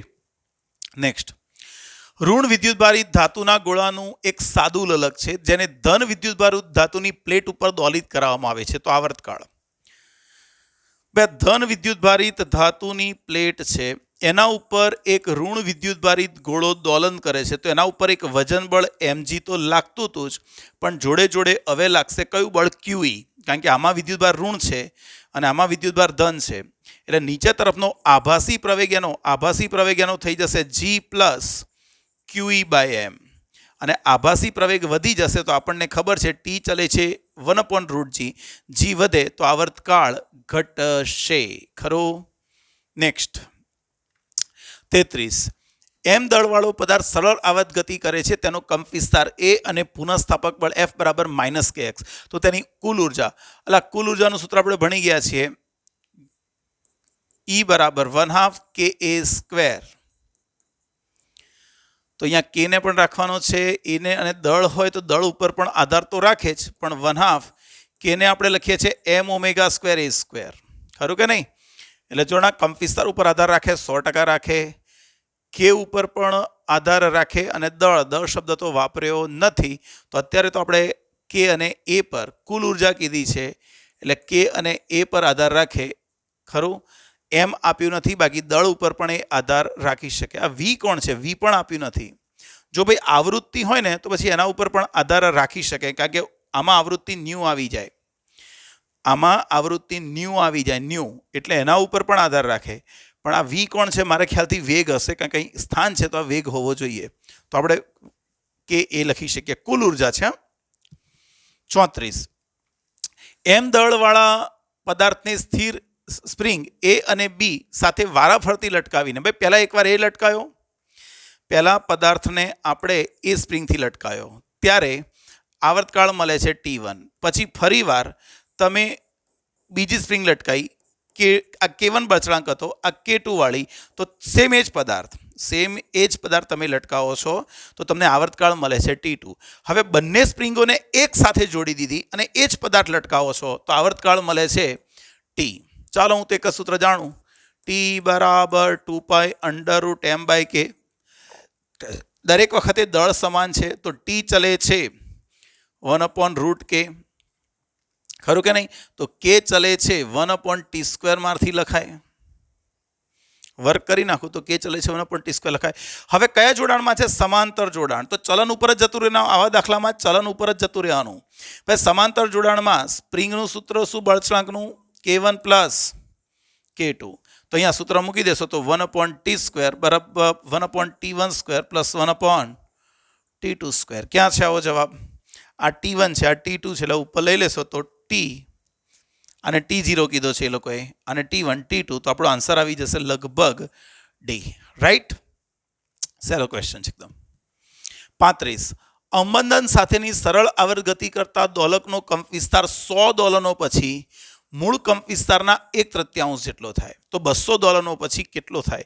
પણ જો આ દાખલો તમે જો પેલી રીતે ગણવા જશો, a બરાબર a0e−bt/2m, જો તમે આ રીતે ગણવા જશો ને તો લાંબા થઈ જશો. કારણ કે આમાં ઘણીવાર ઓકવર્ડ કિંમતો આવી જાય તો આપણને સાદુરૂપ આપતા ના આવડે. તો એક કામ કરવાનું પણ કે અવમંદિત ગતિ જે છે એમાં કંપ વિસ્તાર ચરઘાતાંકીય વિધેયને અનુસરે. કયા વિધેયને? ચરઘાતાંકીય. અને ચરઘાતાંકીય વિધેયનો મતલબ શું થાય કે જેટલા સમયમાં જેટલું થાય બીજા એટલા સમયમાં એનું પણ એટલામાં ભાગનું થાય અથવા એટલા ઘણું થાય. સમજાવું કે માની લો કે એક ટાંકી છે, એમાં 1000 લીટર પાણી છે અને 1 કલાકમાં 500 લીટર પાણી વહી જાય છે અને 500 લીટર બાકી રહે. તો મારથી એવું કહેવાય કે ભાઈ 1000 લીટર હતું અને 1 કલાકમાં 500 લીટર થઈ ગયું. તો બીજા 1 કલાકમાં ટાંકી ખાલી ના થઈ જાય. જો ટાંકી ખાલી થવાનો દર વિધેય ચરઘાતાંકીય નિયમ હોય, ટાંકી ખાલી થવાનું વિધેય ચરઘાતાંકીય વિધેય હોય તો પહેલા 1 કલાકમાં અડધી થઈ તો એનો મતલબ એવો ના થાય કે બીજા 1 કલાકમાં ખાલી થઈ જાય. બીજા 1 કલાકમાં એની પણ અડધી થાય. એટલે પહેલા કલાક 0 સમય હતું 1000 લીટર પાણી, 1 કલાક પછી 500 લીટર, એના 1 કલાક પછી એનું પણ અડધું, એના 1 પછી એનું પણ અડધું, એ રીતે ચાલ્યા કરે. ખબર પડી કે નહીં? તો અહીંયા પણ સમજો કે અવમંદિત દોલ આ જ રીતે તમારે ગણવાનું કે જેટલા સમયમાં જેટલા ભાગનું કે જેટલા ઘણું થાય બીજા એટલા સમયમાં એનું પણ એટલા ઘણું અથવા એટલા ભાગનું થઈ જાય. તો કંપ વિસ્તાર 100 દોલનો પછી 1/3 થાય. તો એનો મતલબ એવો થયો કે દર 100 દોલનોએ જે હોય એનો 1/3 થઈ જાય. તો હું અહીંયા કહી દઉં કે 0 સમયે કંપ વિસ્તાર હતો એ, 100 દોલનોએ કંપ વિસ્તાર થઈ ગયો આનો ત્રીજા ભાગનો. તો 200 દોલનોએ ભાઈ બીજા 100 દોલન થયા અને બીજા 100 દોલન થયા તો આનો પણ ત્રીજો ભાગ એટલે a/9. એટલે કંપ વિસ્તાર મૂળ કંપ વિસ્તારના આટલા ભાગનો થઈ જાય. પણ કોઈ કહે સર અમારે તો ગણવું છે, તો પછી ભાઈ અહીંયા તમારે ગણવું પડે કે પહેલા 100 દોલન એટલે સમય કેટલો ગયો? 100t. 100 દોલન એટલે 100t સમય, કંપ વિસ્તાર ત્રીજા ભાગનો થઈ ગયો a0 e−b/2m અને અહીંયાથી મારે મુકાય 100t. a0 ગયા અને યાદ રાખવાનું. હવે t બરાબર કેટલા સમય પછી ગણવું છે? 200t પછી મારે એનો આવર્તકાળ ગણવો છે, કંપ વિસ્તાર ગણવો છે. તો at બરાબર a0 e−b/2m અને અહીંયા 200t મુકાય, 200t. તો આને આવું લખાય a0 e−bt/2m 100t અને આખાની 12 ઘાત કરી નાખું. કેટલી? 2 ઘાત કરી નાખો. એની 2 ઘાત કરી નાખો ને તો ગુણાકાર થશે એટલે 200t થઈ જશે. તો આ તો તમારી પાસે છે. આ કેટલું હતું? 1/3. આ 1/3 હતું તો 1/3 સ્ક્વેર એટલે તમારો આન્સર આવી ગયો 1a0/9. આમ ઘણું હોય તો પણ બાકી દેશી મેથડ છે જ. જેટલા સમયમાં જેટલા ઘણું જેટલા ભાગનું થાય બીજા એટલા સમયમાં એનું પણ એટલા ઘણું એટલા ભાગનું થઈ જાય. નેક્સ્ટ, એક કણ કંપ વિસ્તારવાળી સરળ આવર્ત ગતિ કરે છે. એ કંપ વિસ્તારવાળી મહત્તમ ગતિ ઉર્જા સ્થાન અને મહત્તમ સ્થિતિ ઉર્જા સ્થાન વચ્ચેનું સ્થાનાંતર. અરે ભાઈ, જો એનો કંપ વિસ્તાર એ હોય તો અહીંયા ગતિ ઉર્જા મહત્તમ બને અને અહીંયા સ્થિતિ ઉર્જા મહત્તમ બને. તો એના વચ્ચેનું અંતર કેટલું હશે? +or- a. આ અંતર કહેવાય +or- a. કાં તો ઉપર કાં તો નીચે પણ હોઈ શકે. 37. m દળનો એક કણ સમતુલન સ્થાન ઓની આસપાસ x1 અને x2 બિંદુઓ વચ્ચે સરળ આવર્ત ગતિ કરે છે તો સ્થિતિ ઉર્જા દર્શાવતો આલેખ. ભાઈ સ્થિતિ ઉર્જાનું સૂત્ર મૂકીએ તો u = 1/2kx². આલેખ કેવા આકારનો આવે? આની 1 ઘાત આની 2 ઘાત એટલે આલેખ પરવલયાકાર આવે. અને પરવલયાકાર તમને દેખાતો હોય એવો એક જ છે બી આન્સર. ખરું? નેક્સ્ટ, બળ પ્રેરિત દોલનોના કિસ્સામાં અનુનાદ તરંગ વધુ તીક્ષ્ણ બને ત્યારે વધારે તીક્ષ્ણ બને ત્યારે ક્વોલિટી ફેક્ટર મોટો હોય. ભાઈ ક્યુ ફેક્ટર તમે ઓલ્ટરનેટિંગ કરંટમાં પણ ભણી ચૂક્યા છો એટલે ખબર હોવી જોઈએ. તો ક્વોલિટી ફેક્ટર કેવો હોવો જોઈએ? મોટો હોવો જોઈએ. પણ એવું નથી. અવમંદન ઓછું હોવું જોઈએ. ખરું ને? અવમંદન, હા, જેટલું અવમંદન બળ ઓછું હોય, યાદ કરો, અવમંદન બળ ઓછું હોય એટલો આપણો આલેખ વધુ તીક્ષ્ણ બનતો જશે. ખરું? માટે યાદ રાખવાનું કે અવમંદન બળ જેટલું ઓછું હશે એટલો આલેખ તીક્ષ્ણ બનતો જશે આપણો. 39. એક સ્પ્રિંગના છેડે m દળનો પદાર્થ લટકાવતા આવર્તકાળ t છે. સ્પ્રિંગને સમાન લંબાઈના 4 ટુકડા કરવામાં આવે અને તેના કોઈ એક ભાગ સાથે તે જ દળ લટકાવવામાં આવે તો નવો આવર્તકાળ. બસ સ્પ્રિંગ છે આખી, એની લંબાઈ હતી l. પણ એના મેં 4 કકડા કરી નાખ્યા, 1 2 3 4. તો એક કકડાનો ભાઈ આનો બળ અચળાંક કે ધારી લો. તો આપણે ભણી ગયા બળ અચળાંક એ એની લંબાઈના વ્યસ્ત પ્રમાણમાં હોય. બળ અચળાંક લંબાઈના વ્યસ્ત પ્રમાણમાં. તો આની લંબાઈ તમે ચોથા ભાગની કરી તો એનો બળ અચળાંક 4 ગણો થઈ ગયો હશે. કેટલા ગણો? 4 ગણો. તો આખી સ્પ્રિંગનો બળ અચળાંક કે હતો, પણ એનો ચોથો ભાગ વિચારો તો એનો બળ અચળાંક 4k હશે. તો આવર્તકાનું સૂત્ર ભાઈ ટી ચલે છે √m/k, ચલે છે √m/k, તો ચલે છે 1/k. તો T2/T1 બરાબર વર્ગમૂળમાં K1/K2. શરૂઆતમાં બળ અચળાંક હતો k અને હવે નવો છે 4k. તો T2 તમારો આવર્તકાળ થઈ જશે T1/2. વર્ગમૂળ કાઢી જોજો, T/2 આન્સર આવી જશે. 40. કણ તેના અંતિમ બિંદુથી મધ્ય બિંદુએ હોય ત્યારે તેની દોલકની સ્થિતિ ઉર્જા, એટલે મારા ખ્યાલથી એવું કહેવા માંગતા હશે કે મધ્યમાન સ્થાનથી આ મહત્તમ અંતરે પણ અહીંયા વચ્ચે હોય. કણ તમારો ક્યાં હોય? અહીંયા હોય. તો એની સ્થિતિ ઉર્જા એ ખાલી જગ્યા ભાઈ સ્થિતિ ઉર્જા U બરાબર 1/2 KY². 1/2 k એની જગ્યાએ મૂકી દઉં તો y ની જગ્યાએ a/2 તો 1/2 KA²/4. પણ 1/2 KA² એટલે કુલ ઉર્જા, તો E/4. શું આન્સર આવી ગયો હશે આપણો? ડી, E/4 આન્સર આવી જાય. 41. સરળ આવર્ત ગતિ કરતા કણની ઝડપ v અને પ્રવેગ a હોય તો કયું વિધાન સાચું છે? ભાઈ આપણે જાણીએ છીએ કે જ્યારે વેગ મહત્તમ હોય, આ જગ્યાએ વેગ મહત્તમ હોય અહીંયા, ત્યારે પ્રવેગ શૂન્ય હોય. એનો પ્રવેગ શૂન્ય હશે. અહીંયા એનો વેગ શૂન્ય હશે ત્યારે પ્રવેગ અહીંયા કેવો હશે? મેક્સિમમ હશે. બંને વચ્ચે કળાનો તફાવત 90 ડિગ્રી. તો અહીંયા લખાય શું લખાય? જ્યારે વેગ v મહત્તમ હોય ત્યારે પ્રવેગ શૂન્ય હોય. પહેલો જવાબ આપણો સાચો છે. 42. K1 K2 બળચળાંક વાળી બે સ્પ્રિંગો શ્રેણીમાં જોડેલી છે તો સમતુલ્ય બળચળાંક સૂત્ર જાણીએ છીએ શ્રેણીમાં 1/K1 + 1/K2, અથવા સાદી ભાષામાં બેનો ગુણાકાર છેદમાં બેનો સરવાળો. બોલો, આવા એમસીક્યુ પણ મજાક થાય છે. 43. 5 સેન્ટીમીટર કંપવિસ્તાર ધરાવતા સરળ આવર્ત ગતિ કરતા કણની મહત્તમ ઝડપ. ભાઈ મહત્તમ ઝડપનું સૂત્ર આપણે ભણી ગયા દોલકની, A ω. અને ઝડપ આપેલી છે તમને 31.4 સેન્ટીમીટર છે, એટલે આપણે ભણાય સેન્ટીમીટરમાં જ રાખીએ. કંપવિસ્તાર પણ સેન્ટીમીટરમાં એટલે વાંધો નથી. 5 અને મારે આવૃત્તિ જોઈએ છે, આની જગ્યાએ મૂકી દઉં 2πν. ખરું કે નહીં? પાકો? Vmax બરાબર A ω. મહત્તમ ઝડપ Vmax આપ્યું છે 31.4 સેન્ટીમીટર, કંપવિસ્તાર આપ્યો છે 5. આવૃત્તિ જોઈએ છે, કોણી આવૃત્તિની આવૃત્તિ, એટલે મેં 2πν કરી દીધું. તો 5 દુ 10 અને 3.14, તો આવૃત્તિ તમારી 1 હર્ટ્ઝ થઈ જશે. ચેક કરી લેજો. 10 × 3.14 31.4 નીકળી જશે, એટલે આન્સર હશે તમારો ડી. 44. એક કણ વર્તુળાકાર માર્ગે નિયમિત ઝડપથી ગતિ કરે છે તો તેની ગતિ. ભાઈ વર્તુળાકાર માર્ગે નિયમિત ઝડપથી ગતિ કરે છે તો તેની ગતિ આવર્ત છે પણ સરળ આવર્ત નથી. આવર્ત છે પણ સરળ આવર્ત નથી. લાંબી સ્પ્રિંગને 2 સેન્ટીમીટર ખેંચતા સ્થિતિ ઉર્જા U છે. સ્પ્રિંગને 8 સેન્ટીમીટર ખેંચતા એટલે સ્પ્રિંગમાં સંગ્રહિત ઉર્જા, આ તો તમારો કાર્ય ઉર્જા પાવરનો ક્વેશ્ચન કહેવાય. U બરાબર 1/2 kx², તો U ચલે છે x².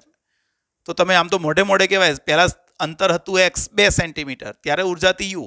અંતર 2 નું 8 થયું, અંતર સ્થાનાંતર 4 ગણું થયું, એની લંબાઈ 4 ગણી વધી. લંબાઈ 4 ગણી વધે તો અહીંયા સ્ક્વેર થઈને 16 ગણી ઉર્જા થઈ જશે. અથવા U2/U1 બરાબર x2/x1 નો સ્ક્વેર. x2 8/2 નો સ્ક્વેર, આ થઈ જશે 16. તો U2 બરાબર 16U1. ક્યાં છે આવો જવાબ? તો આન્સર છે બી. 46. એક M દળ અને એ જેટલા આડછેદનું ક્ષેત્રફળ ધરાવતો લંબ ઘન ρ ઘનતાવાળા પ્રવાહીમાં તરે છે. ઓકે, હવે જો આ લંબઘનને મધ્યમાન સ્થાને અધો દિશામાં નાનું સ્થાનાંતર કરીને કરવામાં આવે છે તો તે ટી આવર્તકાળથી દોલનો કરે છે. તો ઓકે ભાઈ, અહીંયા સમજવાનો પ્રયત્ન કરીએ. માની લો કે પાણી હતું અને આ કોઈ સમઘન વિચારી લો અંદર, આ સમઘન કે જે પાણીમાં અંશતઃ ડૂબેલો હતો અને તરતો હતો. આ અત્યારે એના ઉપર બે બળો સરખા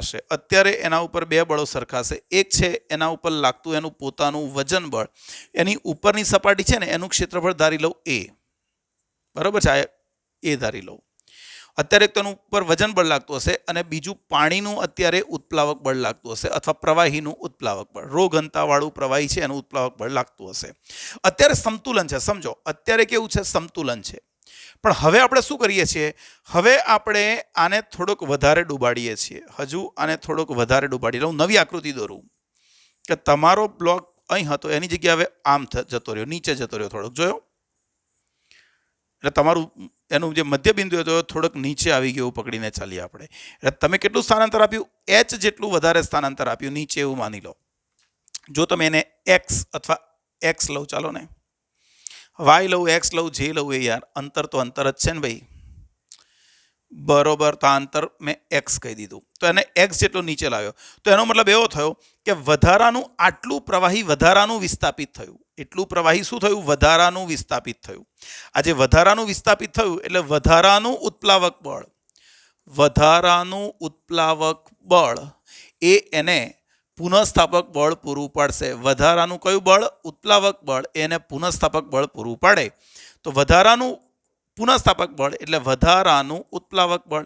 ભાઈ ઉત્પ્લાવક બળ એટલે વિસ્થાપિત થયેલા પ્રવાહીનું વજન બળ. વિસ્થાપિત થયેલું પ્રવાહીનું વજન. ભાઈ વિસ્થાપિત કેટલો ભાગ, તો અહીંયા કોણ હતું, પ્રવાહી, ઘનતા ગુણ્યા કદ ઇન્ટુ રો, પ્રવાહીની ઘનતા રો કીધું છે. કેટલું કદ વિસ્થાપિત થયું, ભાઈ આટલું જ કદ વધારાનું વિસ્થાપિત થયું. એટલે એની લંબાઈ કેટલી, એક્સ, અને એના આડછેદનું ક્ષેત્રફળ કેટલું, એ. તો આટલા ભાગનું કદ કેટલું થયું, એ ઇન્ટુ એક્સ ઇન્ટુ જી આવી ગયું. તો તમે આમાંથી રો એ જી ને બહાર લઈ લો અને ઇન્ટુ એક્સ કહી દો અને ઋણ ચિહ્ન આપી દઈએ કે નીચે દબાઈશું તો બળ ઉપર લાગશે. તો સાબિત થઈ ગયું કે એફ ચલે છે માઇનસ એક્સ, જ્યાં કે કોણ, કે એટલે રો એ જી, ખરું? તો પછી એના આવર્તકાળનું સૂત્ર, ભાઈ આવર્તકાળનું સૂત્ર ટી બરાબર 2 અંડર રૂટ એમ બાય કે. પણ એમ એટલે કોનું દળ, જે દોલન કરતું હોય એનું. દોલન કોણ કરે છે, આપણો બ્લોક. તો એનું દળ કેટલું, એની ઘનતા ગુણ્યા એનું કદ. પણ એનું કદ કેટલું, હવે એનું કદ કેટલું આપણે લઈએ તો અહીંયા ઉભા અને મૂકીએ પહેલા એકવાર, કારણ કે અહીંયા એક વસ્તુ મને ડાઉટ છે, એ કદાચ હશે. તો ઘનતા આવી ગઈ, ઓકે. તો દળ એટલે ઘનતા ગુણ્યા કદ અને છેદમાં કે એટલે રો એ જી. જો જી રો તો ગયા. હવે મજાનો પ્રશ્ન આ છે કે આ ચલે છે વર્ગમૂળમાં વી બાય એ. હવે વિચારવા જેવું છે, ભાઈ સમઘન હતો ને, સમઘન એનું આડછેદ એટલે તમે આનું ક્ષેત્રફળ આપ્યું હતું એ, આનું ક્ષેત્રફળ એ છે. ભાઈ સમઘનની બાજુ કેવી હોય, ચોરસ હોય. એનું ક્ષેત્રફળ એ આપ્યું છે, તો સ્વાભાવિક રીતે એની લંબાઈ થઈ જશે રૂટ એ. એની લંબાઈ કેટલી થઈ જશે, રૂટ એ. તો એનું કદ જો તમારે કહેવું હોય તો આવું થઈ જશે, એ રૂટ એ અપોન એ. એ નીકળી ગયા તો એ આના સમપ્રમાણમાં હોય. અરે આ રો ના નીકળે, ભાઈ મારી ભૂલ થઈ ગઈ, આ રો ના નીકળે. કારણ કે એક પદાર્થનું ઘનતા છે, એક પદાર્થની ઘનતા છે, આ જે છે એ બ્લોકની ઘનતા છે ને આ પ્રવાહીની ઘનતા છે. ઓકે, તો આ બધામાંથી જવાબ શોધવાનો ટ્રાય કરીએ તો જુઓ, એક તો આવો આવ્યો, ટી ચલે છે રૂટ એ એટલે એની 1/4 ઘાત. યાદ રાખજો, આ બી કામ લાગશે. અને બીજો પ્રવાહીની ઘનતાના કયા પ્રમાણમાં, પ્રવાહીની ઘનતાના વ્યસ્ત પ્રમાણમાં હોય. ઓકે, એવો તો કોઈ જવાબ જ નથી. પ્રવાહીની ઘનતાના વ્યસ્ત પ્રમાણમાં હોય અને દળના પણ સમપ્રમાણમાં હોય. શું ભાઈ, એક પણ આવતો નહીં જવાબ. ફરી એકવાર ચેક કરી લઈએ. એ જેટલું એના ક્ષેત્રફળ છે રો ઘનતાવાળા પ્રવાહી માળું બારે, તો વધારાનું ઉત્પ્લાવક બળ m0g રો વીજી. તમે એક્સ જેટલો દબાડો એટલે વધારાનું કદ કેટલું વિસ્થાપિત થયું, એ એક્સ. તો તો રો એ જી વી એક્સ, એટલે કે તમારો આવી ગયો રો એ જી. તો આવર્તકાળનું સૂત્ર થઈ ગયું ટી બરાબર 2 પાઈ √m/k. એમ એટલે પદાર્થનું દળ. ઓકે, તો એ જ મૂકી દઈએ. બોલો કલ્લો બાત. આખા પદાર્થનું દળ જેટલું દોલન કરે છે એનું દળ આપણને આપેલું છે, તો એની ઘનતા, પદાર્થની ઘનતા ગુણ્યા કદ, અને કે તરીકે રો એ જી લખ્યું મેં, ખરું કે નહીં? ઓકે, તો અહીંયા આવે આ નહીં નીકળે. ઓકે, એટલે આપણે અહીંયા નીકાળવું નથી આ, પણ છતાં પણ એક તો આના આટલાના સમપ્રમાણમાં હોય, આવર્તકાળ પદાર્થના દળના વ્યસ્ત પ્રમાણમાં ખોટું છે, પદાર્થના દળના તો સમપ્રમાણમાં હશે. હા, રૂટ એ આવી જશે આ. ઓકે, ચાલો ને આખું ગણીએ તો રૂટ એ આપણો આન્સર આવી જશે. આ આન્સર આવી જશે, ખરું ને? પણ બચ્ચાઓ તમે આ એક વસ્તુ વિચારો, આ વસ્તુ વિચારો, ખોટું છે. આ ખોટું છે ને? ધ્યાન રાખજો કેમ ખોટું છે, તમને સમજાવું. પદાર્થની ઘનતા, પદાર્થનું કદ. હવે દળ તમને અહીંયા રાખે તો આ કદ છે ને, પદાર્થનું કદ તમે કેવી રીતે વિચારશો? ભાઈ પદાર્થના કદમાં આવું થશે. તમે એક્સ જેટલું સ્થાનાંતર આપો છો, ઓકે, નાનું આપો કે મોટું આપો, સ્થાનાંતર તો અચળ હશે. ભાઈ ક્ષેત્રફળ બરોબર છે અને સમઘન કીધો છે. જો સોરી, લંબઘન છે. સોરી ભાઈ, મારી ભૂલ હતી, તો પછી મારી ભૂલ હતી. હું સમઘન ક્યારનો કરું છું. આ લંબઘન છે, લંબઘન. ઓકે, તો તમે અંદાજો ના મારી શકો, તો આ જવાબ સાચો છે, સહી પકડે છે. હું ક્યારનો સમઘન જ કર્યા કરું છું. Okay, next. એક સરળ આવર્ત ગતિ કરતા કણનો તત્કાલીન વેગ અને તત્કાલીન પ્રવેગ વચ્ચે કળા તફાવત આપણને ખબર છે. એક કોઝનું વિધેય હોય તો બીજું સાઇનનું વિધેય થઈ જાય, એટલે બંને વચ્ચે કળાનો તફાવત કેટલો છે? π/2. π/2 એટલે 0.5 પાઈ. 48. સરળ આવર્ત ગતિ કરતા કણની ગતિ ઉર્જા k0 cos² ω t છે. તેની સ્થિતિ ઉર્જા અને કુલ યાંત્રિક ઉર્જાના મૂલ્યો અનુક્રમે ખાલી જગ્યા. ગતિ ઉર્જા આટલી છે, બરોબર છે? તો મહત્તમ કોઝની વધુમાં વધુ કિંમત કેટલી થાય? ભાઈ કોઝની વધુમાં વધુ કિંમત થશે k0, ખરું ને? કોઝની વધુમાં વધુ કિંમત k0, તો એની કુલ યાંત્રિક ઉર્જા k0 થઈ જશે. હવે આ ક્વેશ્ચન એક ભૂલ ભરેલો કહેવાય. આ તો સમય સાથે બદલાય છે, તો વધુમાં વધુ જો વિચારીએ, મહત્તમ મૂલ્યો જ વિચારીએ તો આટલું થઈ શકે. જે તે ક્ષણનો તમે અંદાજો ના મારી શકો, કારણ કે જે તે ક્ષણે તમે ગણવા જશો. ધ્યાન રાખજો ભાઈ, ગતિ ઉર્જાનું સૂત્ર છે k0 cos² ω t. તો એની કુલ ઉર્જા, ભાઈ એની કુલ ઉર્જા k0 થશે. એની કુલ ઉર્જા શું થશે? k0. હવે તમારે સ્થિતિ ઉર્જા જોઈતી હોય તો E - k કરવું પડે. E એટલે k0 - k0 cos² ω t.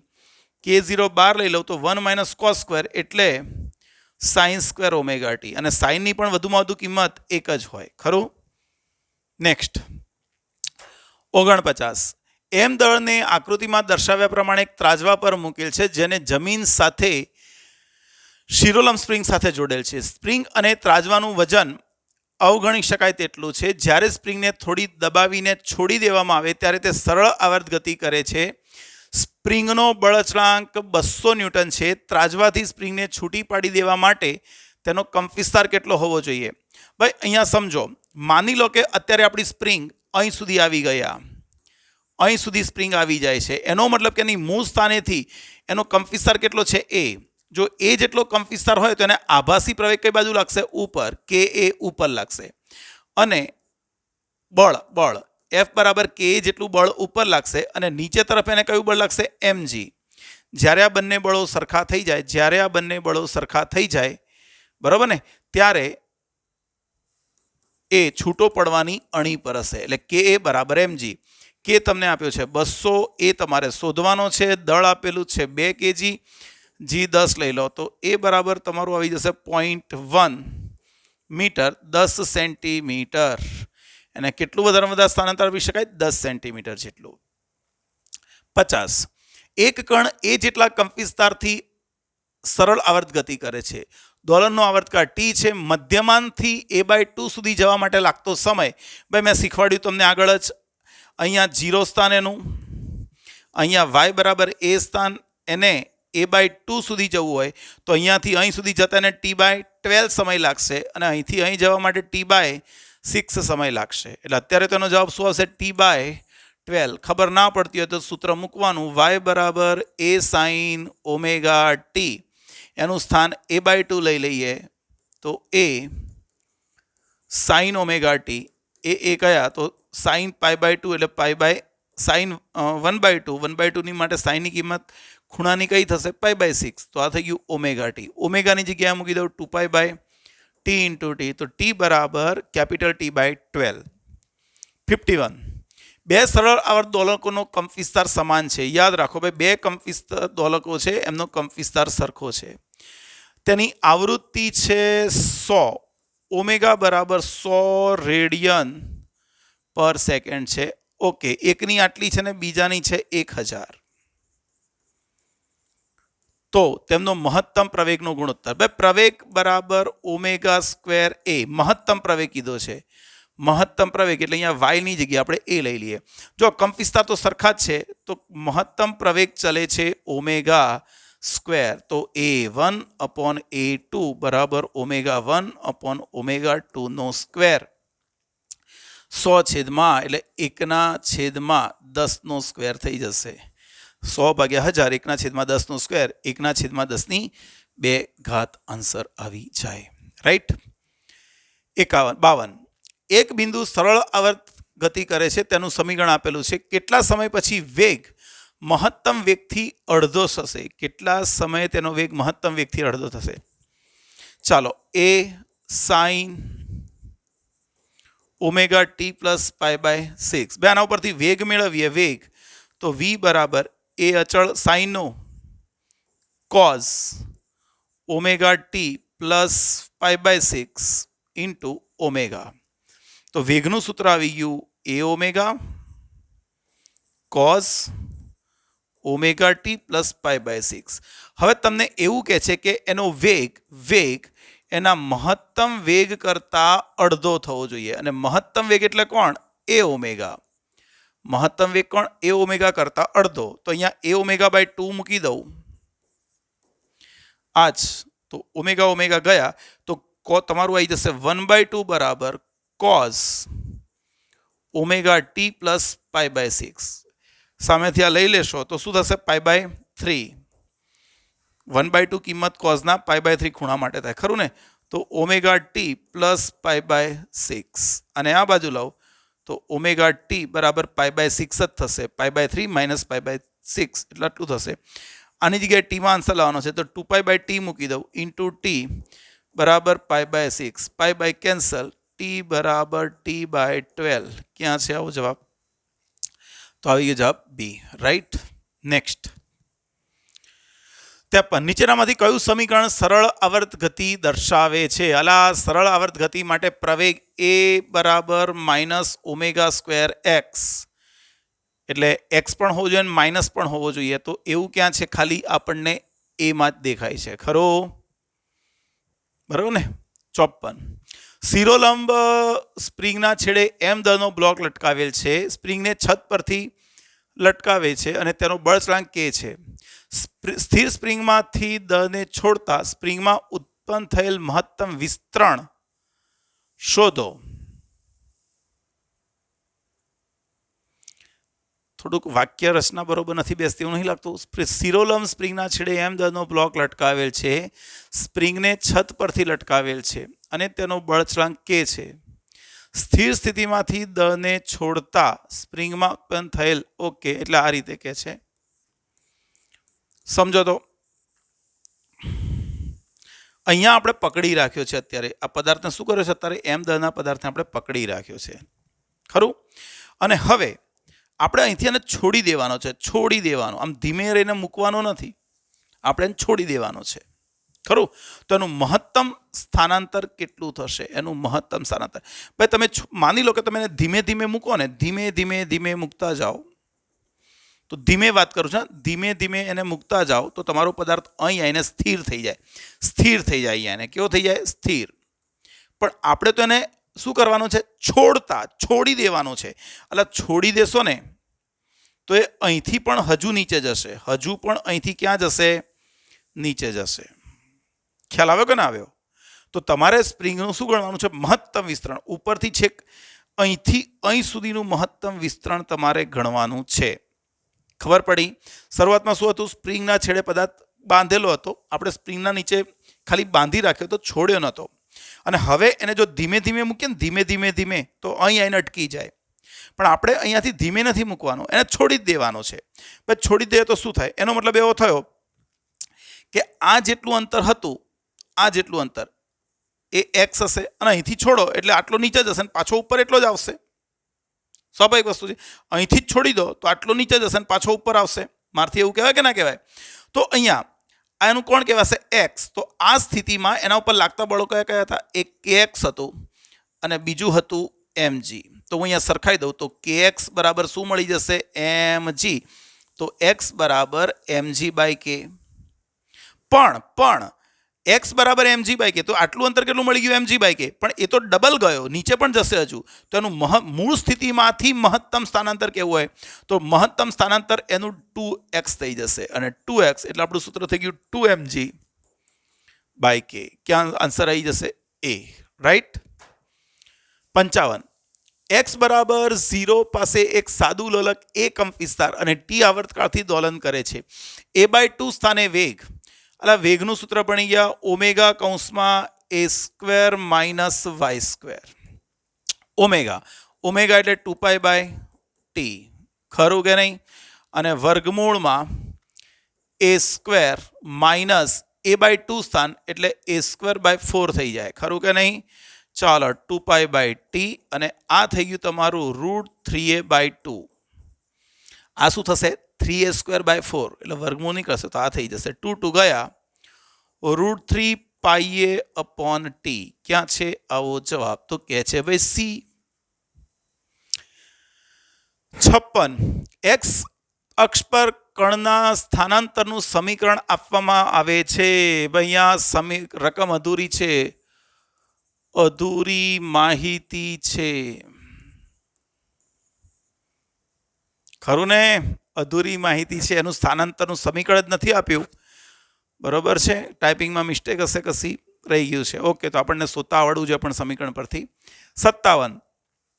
દળ રહિત સ્પ્રિંગના છેડે લટકાવેલ પદાર્થનું દળ એમ દળનો પદાર્થ લટકાવતા આવર્તકાળ ટી છે. હવે તેની સાથે બીજું એમ દળ લટકાવવામાં આવે તો નવો આવર્તકાળ. એટલે ટી બરાબર 2π√m/k. ટી ચલે છે √m. આમ તો મોઢે કહી દેવાય કે પહેલા દળ એમ હતું અને હવે નવું દળ બીજું એમ લટકાવો તો ટોટલ દળ થઈ ગયું 2m. 2m એટલે અહીંયા 2 મૂકો તો આવર્તકાળ √2 ગણો થઈ જાય. અને ખબર ના પડતી હોય તો T2/T1 બરાબર વર્ગમૂળમાં m2/m1. શરૂઆતનું દળ હતું એમ, નવું દળ આવી ગયું 2m, આ બે નીકળી ગયા એટલે √2. તો T2 બરાબર √2T1 થઈ જશે. 58. એમ દળના કણને સ્થિર સ્થિતિમાંથી છોડતા તે આકૃતિમાં દર્શાવ્યા પ્રમાણે પરવલયાકાર માર્ગે ગતિ કરે છે. સિમ્પલ લોજિક છે, કારણ કે આ સરળ આવર્ત ગતિ બતાવતો હશે. ઉગમ બિંદુથી કણ દળનું સ્થાનાંતર ખૂબ જ નાનું છે તેમ સ્વીકારતા કયો આલેખ કણના સ્થાનને સમયના વિધેય તરીકે રજૂ કરે છે? ભાઈ સમય, ઓકે, તો 0 સ્થાને એની સ્થિતિ ઉર્જા 0 છે. 0 સ્થાને એની સ્થિતિ ઉર્જા કેવી છે? 0 છે. તો એવું કઈ જગ્યાએ છે? ભાઈ 0 સમય એટલે આ થઈ ગયું. ખરું ને? એટલે આપણું સમીકરણ આવી જશે ડી. જોઈ લો તો ધ્યાનથી. આ બધા મહત્તમથી ચાલુ થાય છે, આ બધા મહત્તમથી ચાલુ થાય છે. જ્યારે આ 0થી ચાલુ થાય છે, 0 સ્થાને એની સ્થિતિ ઉર્જા 0 હશે. ખરું? નેક્સ્ટ. કણની ગતિને રજૂ કરતા વિધેયો દર્શાવ્યા છે. કઈ ગતિ? સરળ આવર્ત ગતિ રજૂ કરે છે. ભાઈ સરળ આવર્ત ગતિ રજૂ કરવા માટે જો આ સરળ આવર્ત ગતિ રજૂ કરે છે, યસ સાચું છે.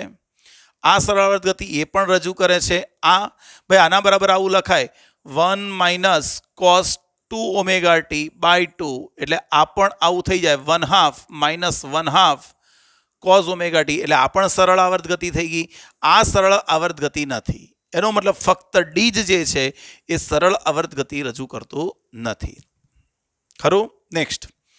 બે કણો પાસે રહેલી સમાંતર રેખાઓ પર એક સરખી આવૃત્તિ અને એક સરખા કંપ વિસ્તારથી આંદોલન કરે છે. જ્યારે તેમનું સ્થાનાંતર કંપ વિસ્તારથી અડધું થાય ત્યારે તેઓ પરસ્પર વિરુદ્ધ દિશામાંથી પસાર થાય છે. તો તેઓ ઓકે, કળા તફાવત. ઓકે ભાઈ, અહીંયા આવું છે કે બે કણો દોલનો કરે છે. જો બે જણ દોલન કરે છે, પણ એક જ્યારે બંનેનો કંપવિસ્તાર સરખો જ છે. ભાઈ આનો કંપવિસ્તાર એ, આનો પણ એ. પણ શું થાય છે ખબર છે કે જ્યારે બંને a/2 સ્થાને જાય, a/2, ત્યારે આ કણ આમ જાય છે, ત્યારે અહીંનો કણ કઈ બાજુ આવે છે? નીચે આવે છે. એટલે બંને મળે છે કઈ જગ્યાએ? સ્થાનાંતર કંપવિસ્તાર કરતાં અડધું થાય. એટલે સ્થાનાંતર કંપવિસ્તાર કરતાં અડધું થાય એટલે અહીં મળે. પણ એ વખતે બંને પરસ્પર વિરુદ્ધ હશે. તો આપણે સૂત્ર લખીએ, y બરાબર a sin ઓમેગા ટી, અથવા અહીંયા થીટા કહી દો. આને શું કહી દો? થીટા.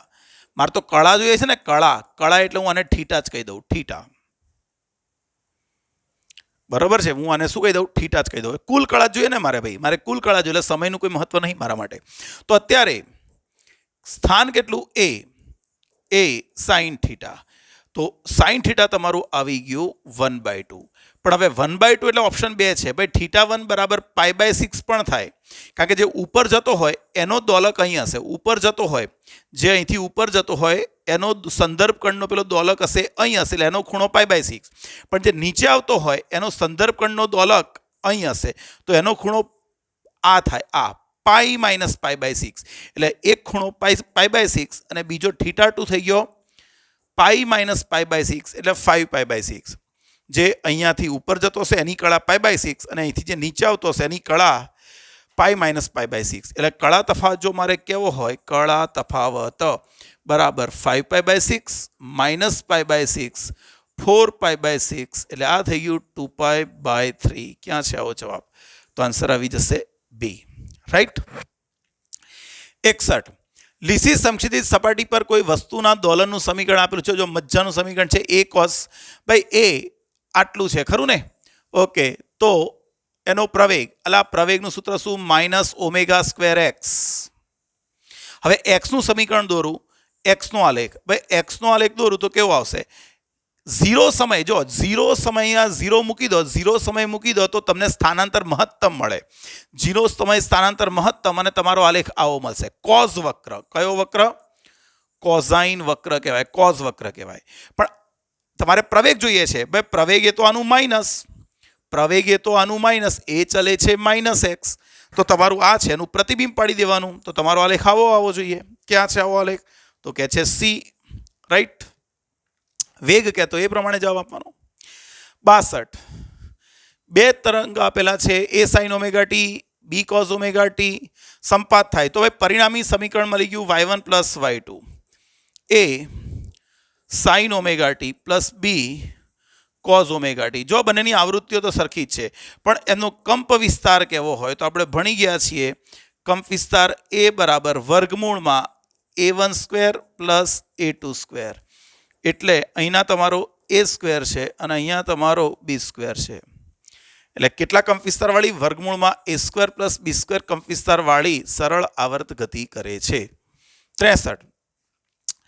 ટી સમયે એક કણ સુરેખામાં સરળ આવર્ત ગતિ કરે છે. મધ્યમાન સ્થાનથી x1 અને x2 અંતરે તેમના વેગ v1 v2 છે, તો તેમનો આવર્તકાળ.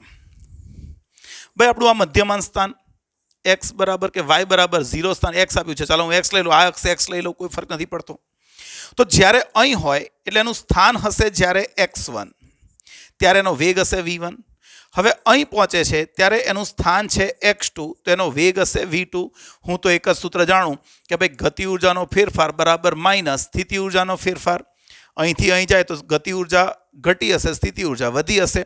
તો ચાલો ગતિ ઉર્જાનો ફેરફાર 1/2 m v2² - v1², અને સ્થિતિ ઉર્જાનો ફેરફાર 1/2 m 1/2 k. સ્થિતિ ઉર્જાનું સૂત્ર શું? 1/2 k x². એટલે 1/2 k x2² - x1². 1/2 common minus કરી લઉં, આ માઇનસ અંદર ગુણી દઉં તો આ થઈ ગયું m કૌંસમાં v2² - v1². આ માઇનસ અહીં ગુણી દઉં તો આ થઈ ગયું x1² - x2². તો m/k થઈ ગયું x1² - x2² upon v2² - v1². અથવા અહીં લખો x2² - x1², તો નીચે v1 - v1² - v2² આવશે. અને તમારે આવર્તકાળ જોઈએ છે, એટલે આવર્તકાળનું સૂત્ર t બરાબર 2π √m/k. તો ટી બરાબર 2 પાઈ રૂટ એટલે 1/2 ઘાત અને કોની m/k આ રહ્યું. તો તમારો જવાબ શું આવશે 2 પાઈ અંડર રૂટ બી આન્સર આવી જશે મારા ખ્યાલથી. જુઓ પણ ખાલી ફરક એટલો છે કે અહીંયા x2² માઇનસ x1² અને નીચે v1² માઇનસ v2² છે. બરોબર છે, એટલો ફરક છે ખાલી. આવડે 64. સરળ આવર્ત ગતિ કરતા કોઈ પદાર્થનો મહત્તમ પ્રવેગ. ભાઈ મહત્તમ પ્રવેગનું સૂત્ર શું? પ્રવેગનું સૂત્ર ω² y, પણ મહત્તમ પ્રવેગ કીધો એટલે એ લઈ લઉં. મહત્તમ વેગ એ vmax બરાબર શું ઓમેગા એ અથવા એ ઓમેગા. તો આવર્તકાળ, ચાલો આનો ગુણોત્તર, અને આ તમને આપ્યો છે આલ્ફા, આ તમને આપ્યો છે બીટા. ચાલો બંનેનો ગુણોત્તર લઈ લઈએ. એ ગયા તો ઓમેગા આવી ગયું આલ્ફા અપોન બીટા. આવર્તકાળ કેવો હોય? તો ટી બરાબર 2 પાઈ અપોન ઓમેગા.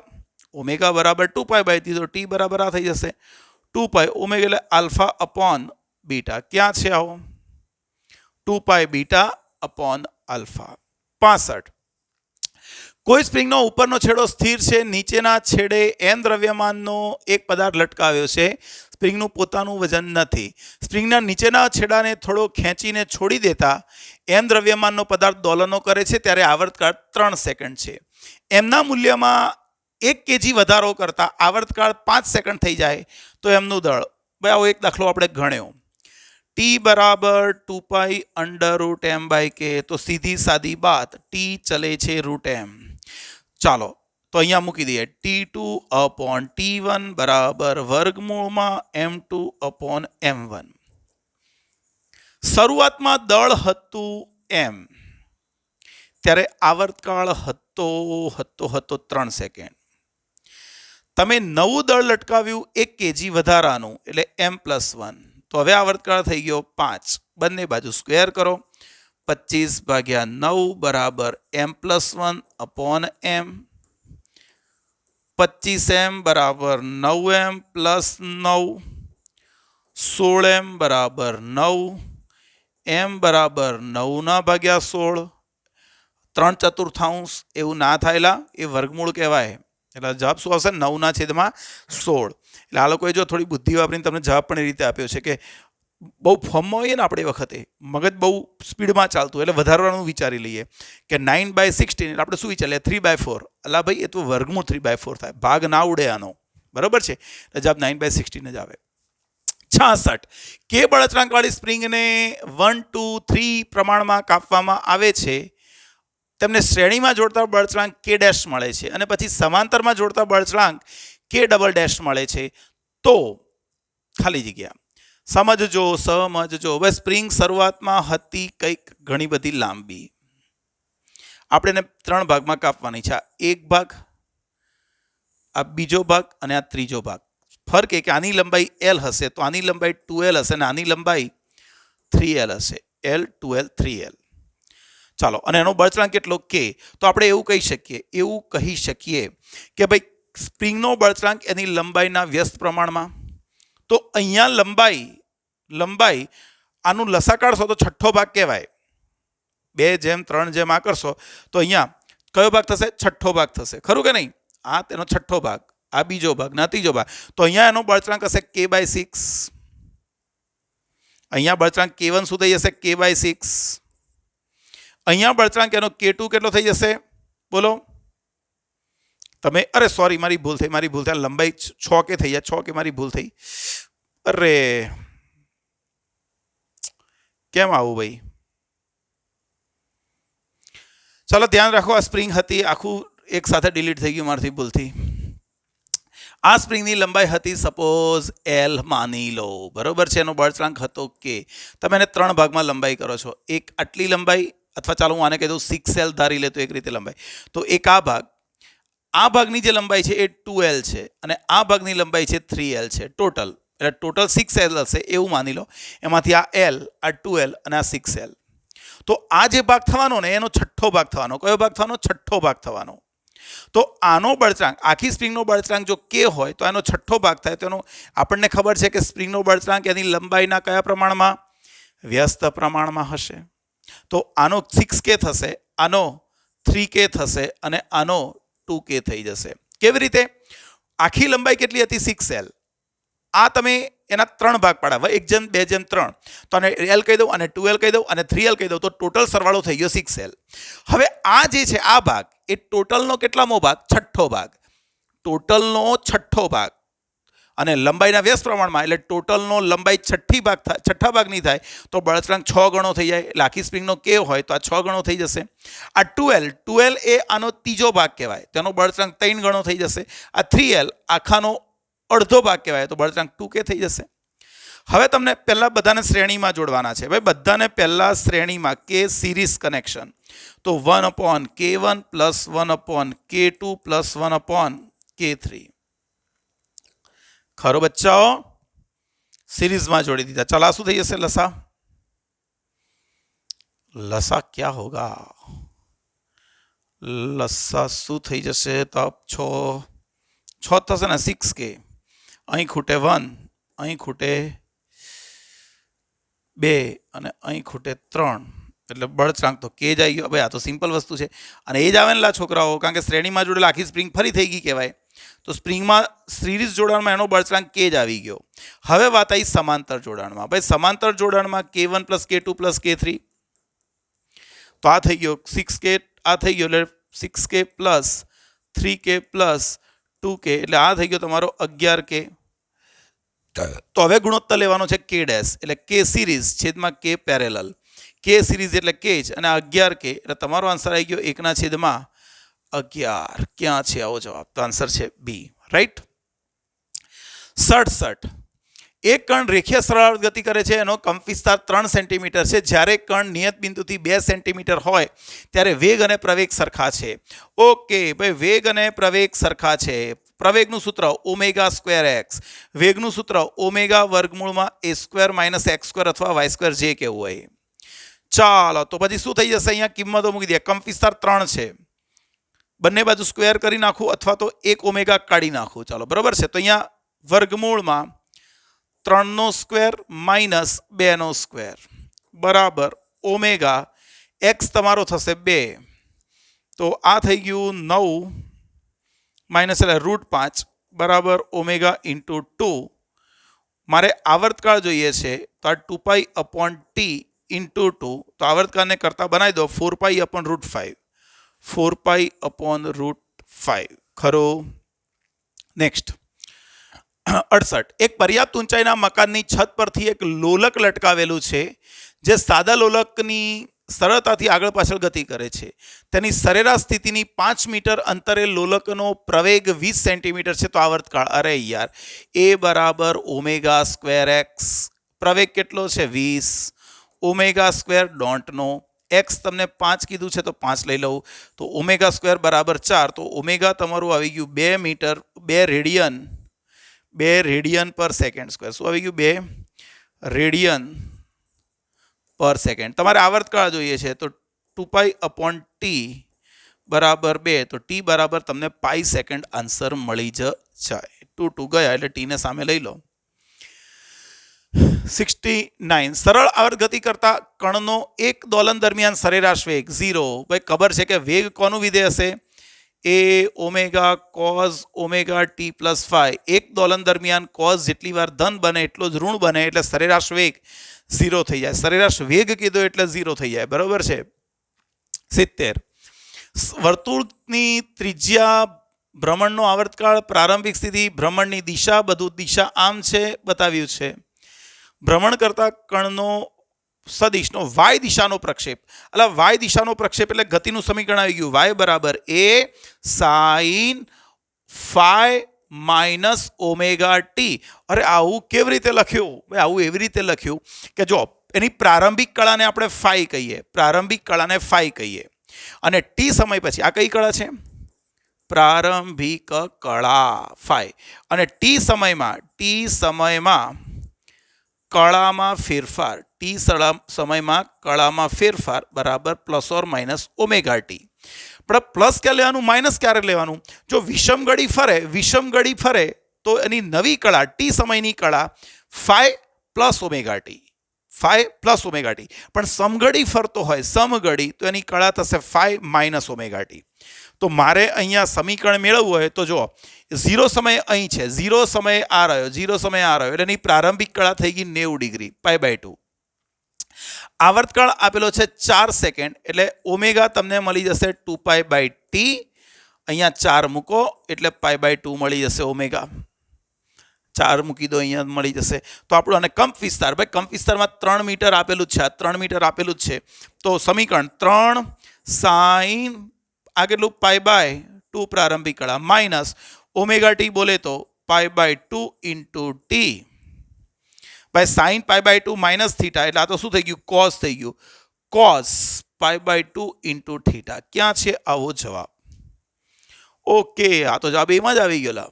ચાલો તાર તો બરાબર છે, આવડે. ચોપડીનો દાખલો છે. નેક્સ્ટ 71. એક સરળ આવર્ત ગતિ કરતા કણનું સ્થાનાંતર આપેલું છે, તો આ દોલકનો કંપ વિસ્તાર. ભાઈ અહીંયા ધ્યાન રાખો, આપણને ખબર હોવી જોઈએ. y બરાબર a0 plus a sine omega t plus a. ના ના ના ના, અહીંયા બી નથી ભાઈ, અહીંયા બી આપવો પડશે. આ લોકોને બી આપવો પડે. તો અહીંયા બી કોઝ ઓમેગા ટી. અહીંયા પ્રિન્ટિંગ મિસ્ટેક છે. a sine omega t, b cos omega t. તો વિચારીએ ભાઈ, આટલો કંપ વિસ્તાર તો ફિક્સ જ છે. આ ફિક્સ કંપ વિસ્તાર છે જે બદલાવાનો નથી સમય સાથે. અને આનો કંપ વિસ્તાર તો આપણે ભણી ગયા છે, વર્ગમૂળમાં a² પ્લસ b². તો આટલો ફિક્સ અને એની ઉપર આટલો, એટલે ટોટલ તમારો કંપ વિસ્તાર થશે a0 પ્લસ વર્ગમૂળમાં a² પ્લસ b². 72. સરળ આવર્ત ગતિ કરતા કણના સ્થાનાંતર અને પ્રવેગ વચ્ચેનો કળા તફાવત. ભાઈ આપણે ભણી ગયા છે. આ સૂત્રને x કહી દો તો ઋણ ચિહ્ન બતાવે કે બંને વચ્ચે કળા તફાવત કેટલો હશે? પાઈ. કળા તફાવત કેટલો હશે? પાઈ. યાદ રાખજો, x અને v વચ્ચે કે તો 90, v અને a વચ્ચે કે તો 90, પણ x અને a વચ્ચે કે તો 180 પાઈ. બરાબર છે, આવડવો જોઈએ આ કળા તફાવત. 73. એક પદાર્થ n આવૃત્તિથી સરળ આવર્ત ગતિ કરે છે તો તેની સ્થિતિ ઉર્જાની આવૃત્તિ ડબલ હોય. લખાયેલું જ છે આવું કે ભાઈ કણ જ્યારે ગતિ કરતો હોય, દોલન ગતિ કરતો હોય, તો એનું એક પ્લસ એ સ્થાનેથી ફરી પ્લસ એ સ્થાને આટલા સમય પછી આવશે. પણ એ દરમિયાન ઉર્જાની વાત કરીએ તો એની ઉર્જા તો આ જ રીતે મહત્તમ બનતી જશે, આ જ જગ્યાએ. એટલે આનું એક દોલન થાય એટલામાં આના 2 દોલન થઈ ગયા હશે, ખરું? એટલે ગતિ ઉર્જા અને સ્થિતિ ઉર્જાની આવૃત્તિ દોલનની આવૃત્તિ કરતાં ડબલ હશે. 74. 10 ન્યૂટનના બળ દ્વારા એક સ્પ્રિંગને 5 સેન્ટીમીટર ખેંચવામાં આવે છે ત્યારે 2 kgનું દળ લટકાવવામાં આવે તો આવર્તકાળ. ઓકે, પહેલાં તમને આ હિન્ટ આપી છે કે જ્યારે તમે બળ લગાડ્યું 10 ન્યૂટન ત્યારે એની લંબાઈનો વધારો થયો 5 સેન્ટીમીટર, એટલે તમને F બરાબર kx એટલે k મળી જશે. આ 10, આ k, આ 5 એટલે 0.05.